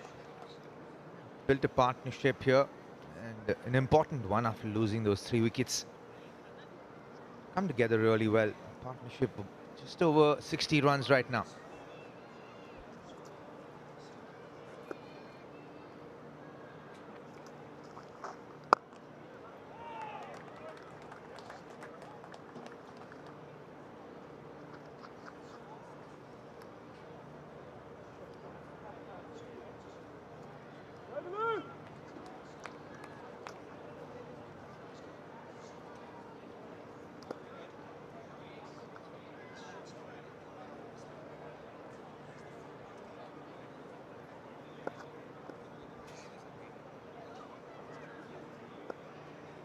Matt Short.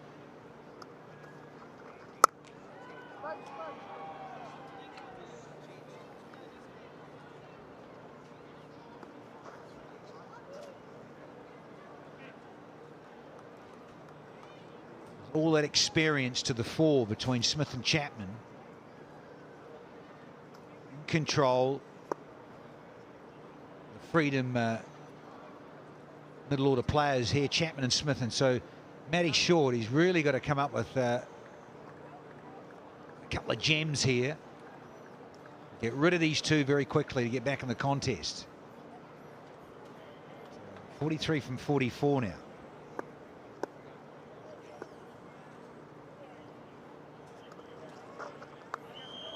Thrashing blade. He wanted to hit it back over the bowler's head, but it'll be 4 nonetheless. He'll take that.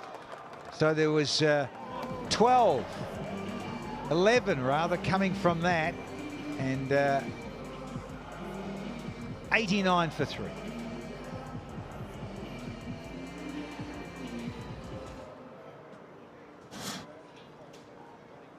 Intent this from Steve Smith. And rightfully so, as in he's gotten stuck in and done all the hard work. Though he didn't get it. The intent was right. The pressure on. First ball, last ball of the over, you get a boundary. Makes all the difference in a T20 game.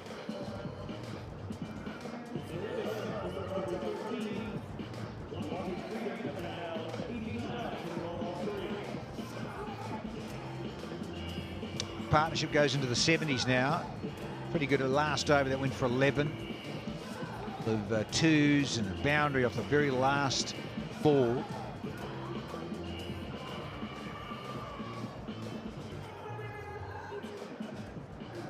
Control massively here at Chapman and Smith.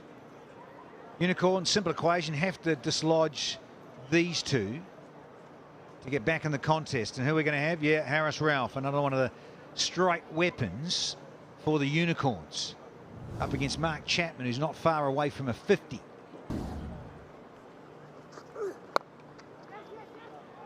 Oh, running tight. No, the bowler and the fielder got in each other's way, and the traffic island was Chapman running through. Yeah, it's almost like the Harakiri got him home. Leading edge, but he went with his instinct. That is great. Exactly how you want to be when you're batting. Trust your instincts as much as you can. If you can be in the present and trust your instincts. Oh, the magic that a player can create.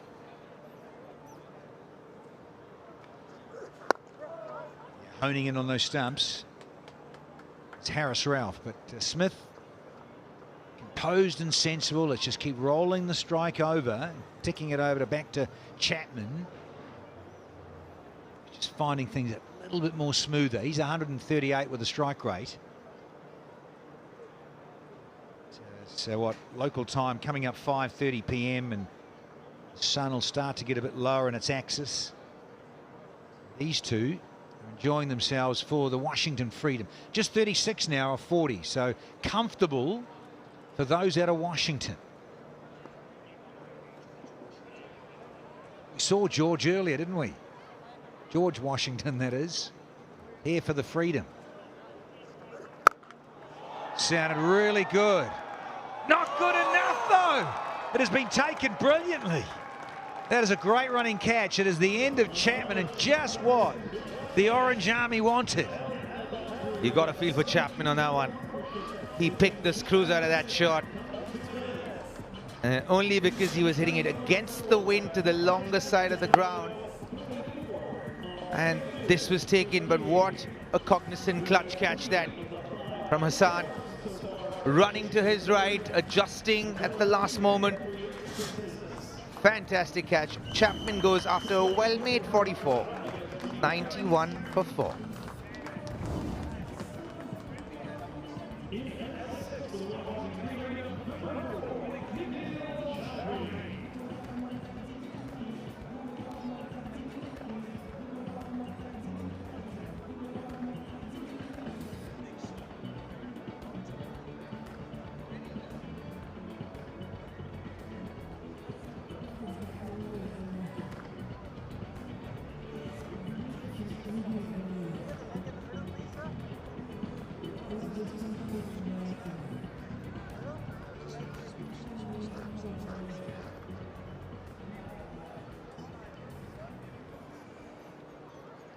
Nicol Chowdhury has come out at number 6. Pivotal position when you've lost a few at the top. So he's got the strike against Ralph. Just been handed a stat that Steve Smith's 1 run in front of square, in front of the wicket. Everything else has been on the onside. Sounded good and was, but just the placement slightly off. And Hassan Khan, that is terrific, keeping your balance. I bet he thought it was 4 from the outset off the blade. Chapman, that is. No, no, no, no, no. You've got to go. Mark Chapman. And they needed that. Oh, yeah. Nice little change up. Welcome to the game, Mr. Chowdhury. Yeah, that was a proper speedy delivery. Is obviously a remitly speedy delivery, that one. Watch this. Whoop! Gets a whiff of that.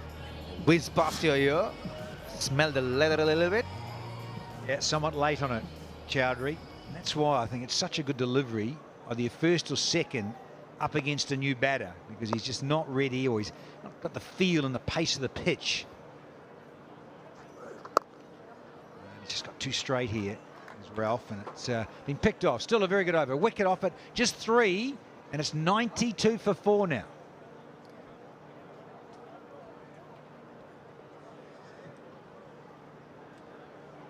Three runs to number 14, Horace Scott, looking at Henderson. 35 runs required from 36 balls.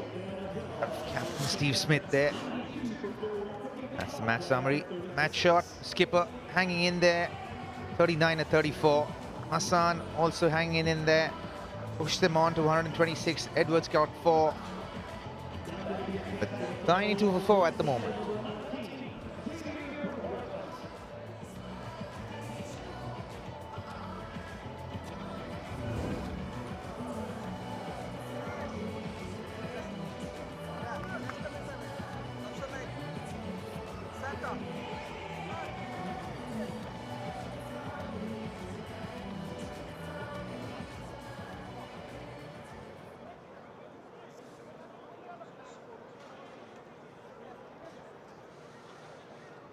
Bartlett. What can he do here for the Unicorns? Need to get rid of Smith, but it's Chowdhury on strike, and he's keen to get on with proceedings. It's quite simple here, isn't it? Not sure if what Chowdhury is doing here right now would serve the team, because someone like Steve Smith has had to hang in there, kind of grind it out, grit it out, get a 32 of 33 balls. You need 35 of 35. Best thing you can do is just get the man on strike, allow him to do the bulk of scoring, and slowly build a partnership. Because we've seen here in the Cognizant MLC, especially here at Pomona, back-to-back wickets cause a lot of trouble. Yeah, do exactly that. Exactly that.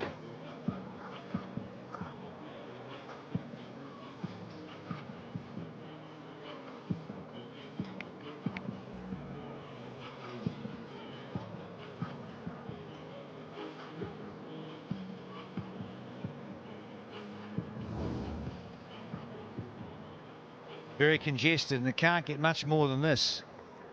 6 franchises, all on 6 points. And we're into match 19.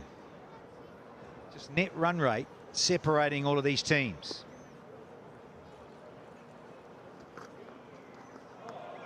This will be a nice little treat here.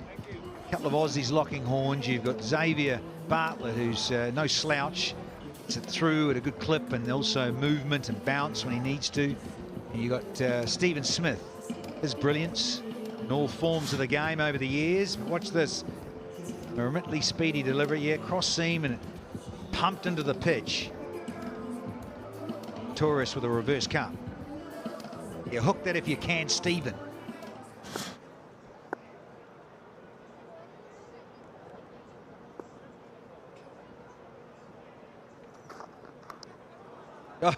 Technique from Smith, bit different. He's always been a bit different.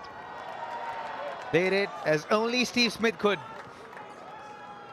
Completely unorthodox, that one. I kid you not. Do you know, I used to practice this shot as a youngster.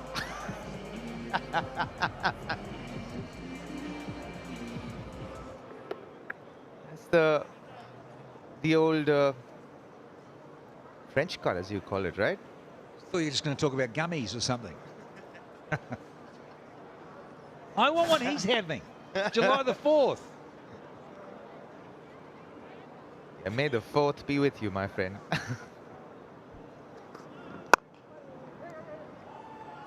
It's tough going. We know that here. You've got to settle in and give yourself a chance as a batter against the bowlers here in Pomona.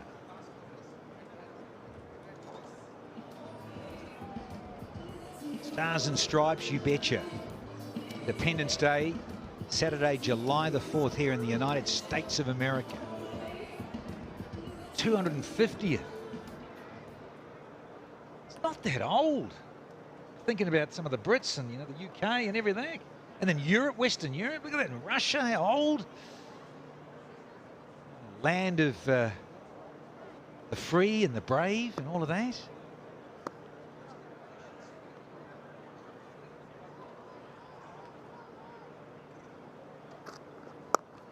Old, there's that extra bounce. Smith almost got slowed down there by Bartlett, but they get to.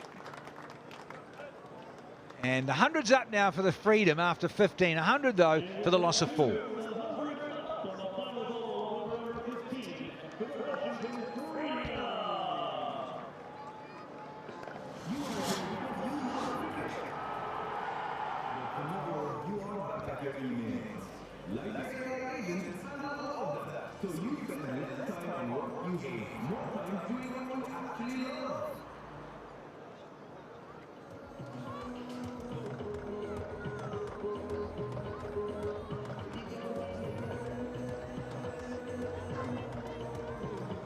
Oh, those worms have got quite close together, but you'll see there for the Unicorns, they lost an absolute cluster of wickets at the end.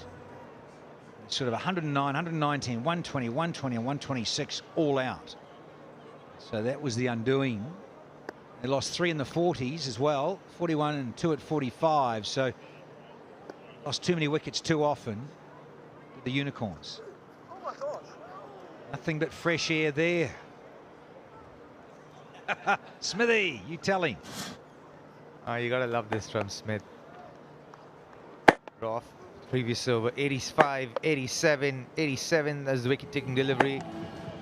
90, 90.5, then 89.9. Wheels, good wheels. Yeah, Harry Ralph with that extra pace. Smith not quite ready and resettles himself and says, you'll have to hold on, Harris. Reloaded. Can he get a thunderbolt out here and knock over a pole or two of Smith's? Good contest here between these two old timers. Oh, they want 2. Get it? Easy. Great running from Smith. Recognized that immediately that he hadn't hit the ball very well, and it went to the bigger side. And so from the get-go he wanted to, and he ran that first run hard. Yeah, he hit the ball into the ground, slow outfield. Like, the intent was just amazing. Nikhil Chaudhary wasn't ready for it. His bat got stuck in the ground as well. Youngsters, if you're watching, that's not how you do that, sliding your bat like Chowdhury there. Yeah, all that experience, just to the 4 there, just knocking it around. And he's lost Chapman, who got out for 44, and now he realizes he's got to be there at the end. Landmark for the Washington Freedom captain. He's now breached 500 in Cognizant MLC. The short history of this fabulous tournament.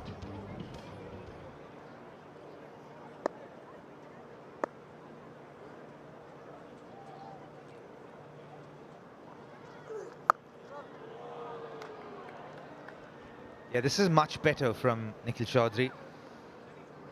And the nerves are off right now. Looking to just hang in there, give strike to Steve Smith. Important to do to get a mini partnership going after a wicket. Otherwise, you see what happened with the Unicorns. They've lost wickets at 41, 45, 45, 56. Then had a partnership to 109, then 119 lost a wicket. And lost wickets at 120, 120 and 126. So there has been a trend of things falling apart when you lose back-to-back wickets. But here's a look at match 13. Oh, that was a beautiful shot by Nikhil Chaudhary. Oh, a truly anticlimactic over where you thought that Freedom were completely out of the game with a hat-trick taken by Akhil Hussain, but this man comes in last ball and smashes a six. Can't lay down on it at the moment here, Stephen Smith. He's finding things a little tricky with that shorter one that sometimes fizzes through, the other times it doesn't. Celebration City, you betcha, there at Oakland, at the Coliseum. The hat-trick set amongst the drama there. Lost the strike and saw his teammates get out to Akhil Hussain, and then there was a leg by. Lockie Ferguson gave the strike back to Nikhil Chaudhary, and they couldn't believe it, Texas Super Kings. Smart batting, he'll keep the strike again, will the skipper. 6 off the 16th, and the Freedom are now 106 for 4.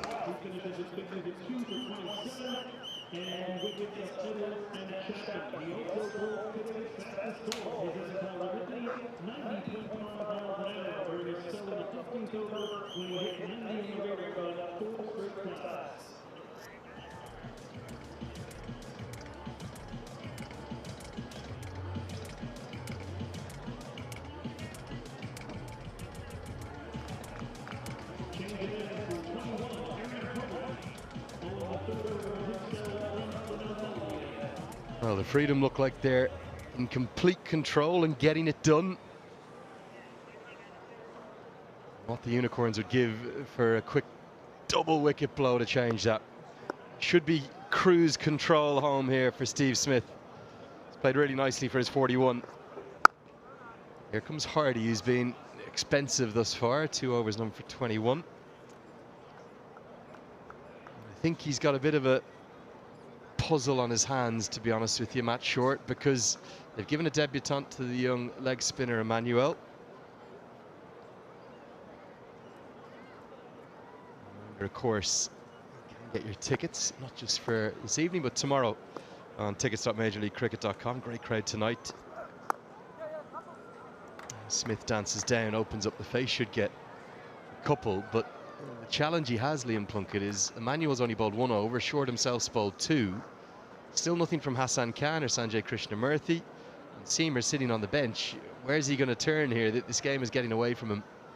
As you said, 2 Seamers on the bench with Wigg and Drysdale. Drysdale bowled nicely last year and the year before when he came in. Actually, when I got injured, he came in and got wickets against the Freedom. I think he got Marcus Stoinis out and another few wickets. Inside edge, you're going to dash a single. Get through. Yeah, it's tricky, isn't it? Because you want to give a young spinner a chance, but is that right for this pitch? But also Steve Smith, he's built for this. He's such a savvy player, great in getting through hard times. We're just looking at the Unicorns bowling lineup. The Seamers gone for not many, mate. Couch's bowled lovely. Hardy went for a few out of them bowlers, but the spinners, to your point, are 2 for Short, and Emmanuel's bowled 1. So potentially, do you sneak that extra seamer in? I think, in fairness to Short, with the resources he has in the 11 today, he's done the right thing. He's bowled his best bowlers out to try and keep his side in the contest. Problem is, he's only got 1 front line over left. That's from Brodie Couch.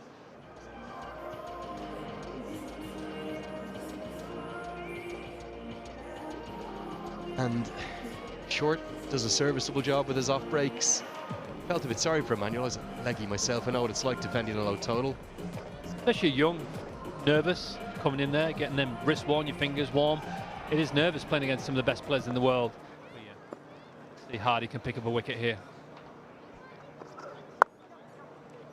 A couple of really good options that are sitting on the bench we haven't seen yet in terms of their domestic players. Janoy Drysdale, who's I think done really well since Stuart Law initially called him into the USA side a couple of years ago.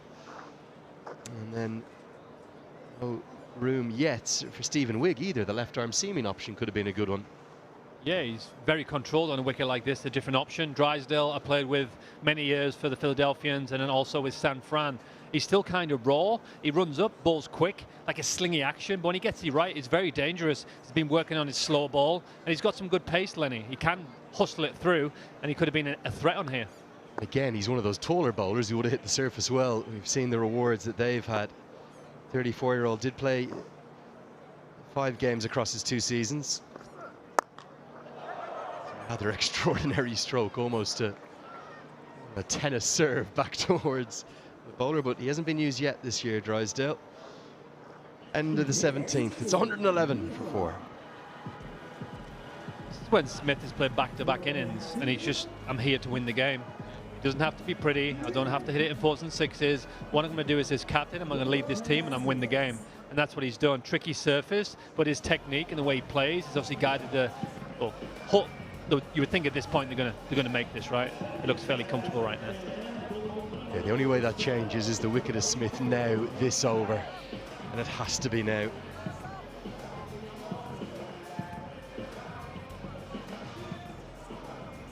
There's a real sense of deja vu with this Stephen Smith innings, because on the opening match of the season here,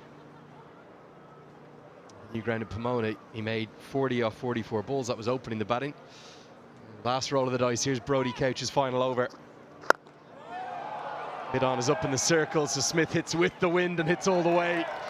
And that is 50 for Steve Smith.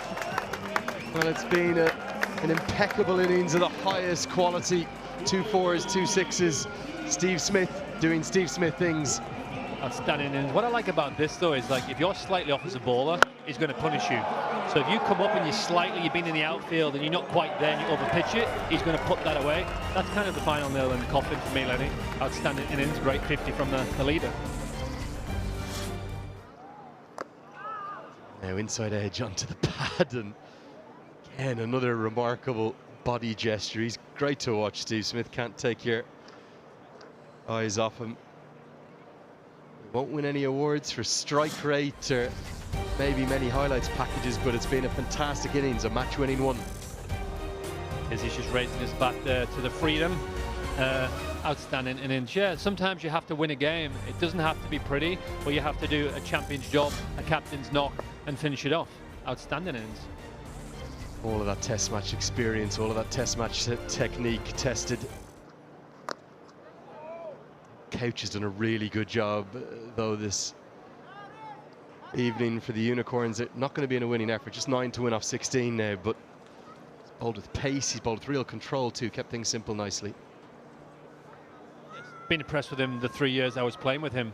An athlete, runs in, works hard, ticks all the boxes, and it's good to see him also getting runs with the bat. He runs in, always putting his full energy in, he's getting more skillful year by year. Excellent in Australia. He brings that across over to the United States and we get to watch him. Another rather extraordinary stroke. Effective though. And we'll get to the rope. And Smith just a boundary away from hitting the winning runs now.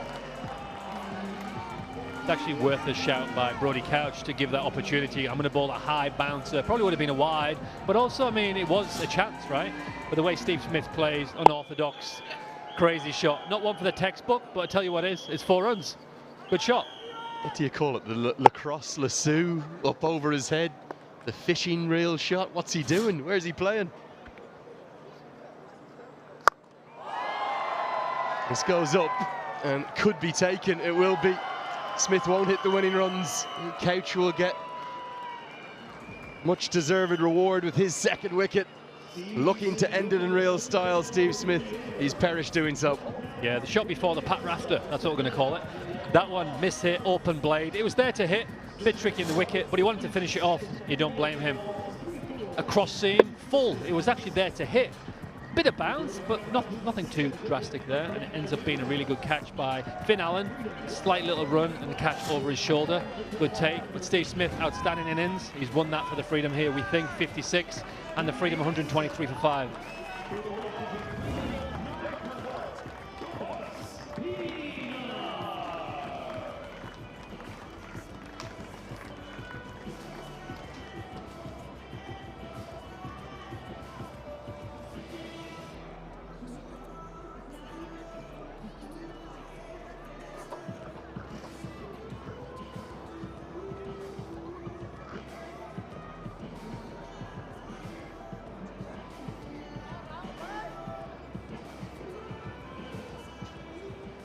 Obus being out of the crease.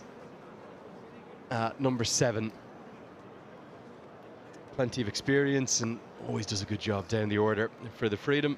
Often used as their finisher, their closer. Any old outside edge, any boundary will do. Field's going to squeeze in as a consequence. Here's Couch's final ball of a spell. Eightfield not the fastest, so that will be pulled in as Finn Allen does enough to keep it to just a couple. With 2 overs remaining, it's 125 for 5. Good intent that by Obus. I'm not going to sit in my crease and let the ball do what it wants to do. I'm going to run, I'm going to attack it, I'm going to punch it through the cover. Outfield's a little bit slow. Unlucky not to get 4 runs, but a good start, good positive start from him. It's been a perplexing performance, isn't it, in many ways, from the Unicorns. I suppose that collapse in the first innings, 2 collapses really. 41 for 1 to 56 for 5. And they were in a pretty good position at 109 for 5 after that good partnership with Hassan Khan and the short combining. But then the collapse to be bowled out for 126. You always sensed it was never going to be enough.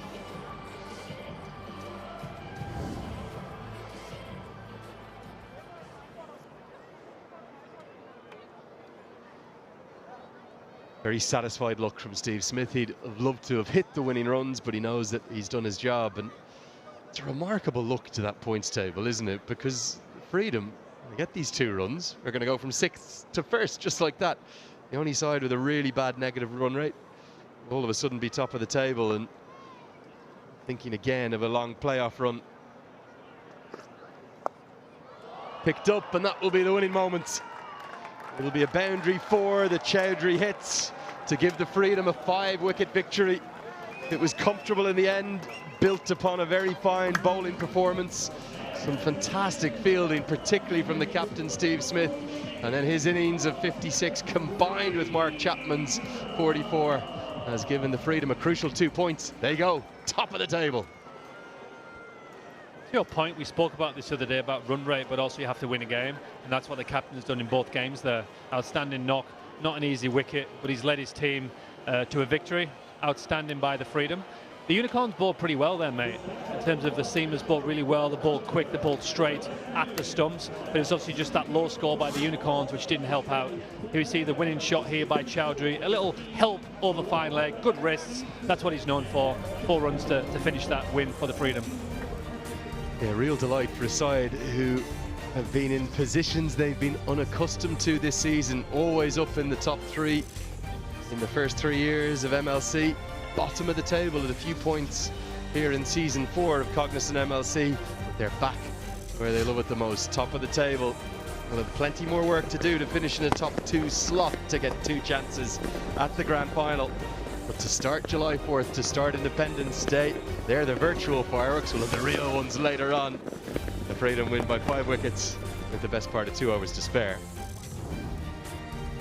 There it is. It's an incredible look to it, this table, doesn't it? Because look at that. The side with the worst net run rate are somehow top of the table. Yes, they've played 2 more than MI New York, who will see in action tonight against the hometown LA Knight Riders.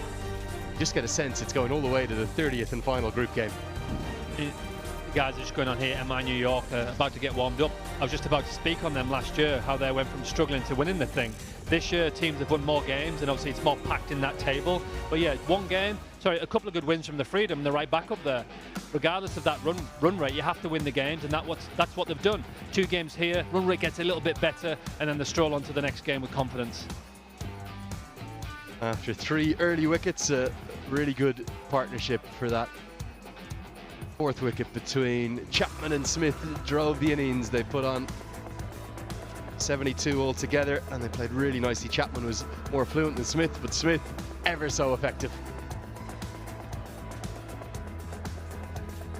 Okay, let's hear from the captain of the Unicorns. He's with Nikhil Chandani. Matt, tough luck today. Let's go to your batting. Why do you think you guys were only able to score 126? Oh, I think a mixture of, really good bowling from Washington, and then we just lost wickets in clumps. Obviously, to their credit, Washington's credit, they bowled really well. I think they used the conditions better than we did, and yeah, that's probably what it came down to. Tell me your assessment of conditions and what challenges pitch posed. I think just the inconsistency of the bounce. I think if it is staying lower, more consistent, it's a bit easier. But if it's bouncing a little bit as well on top of that, it can be a little bit tougher to bat. But it's the team that adapts quicker has won the game, I think. Your thoughts on where you are at this point of the season is very tight on the table. Yeah, absolutely.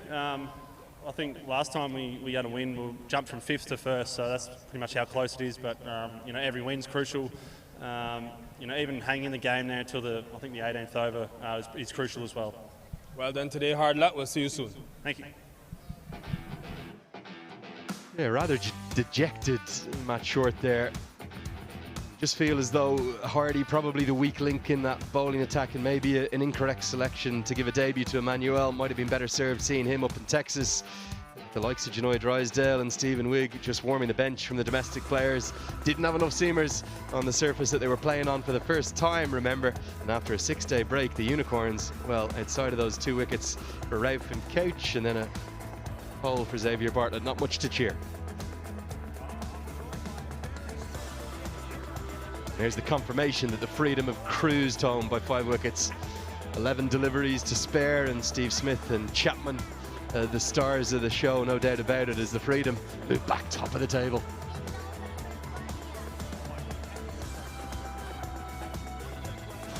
We'll see a flurry of wickets here at the top of the highlights, because there was 3 that went down very early.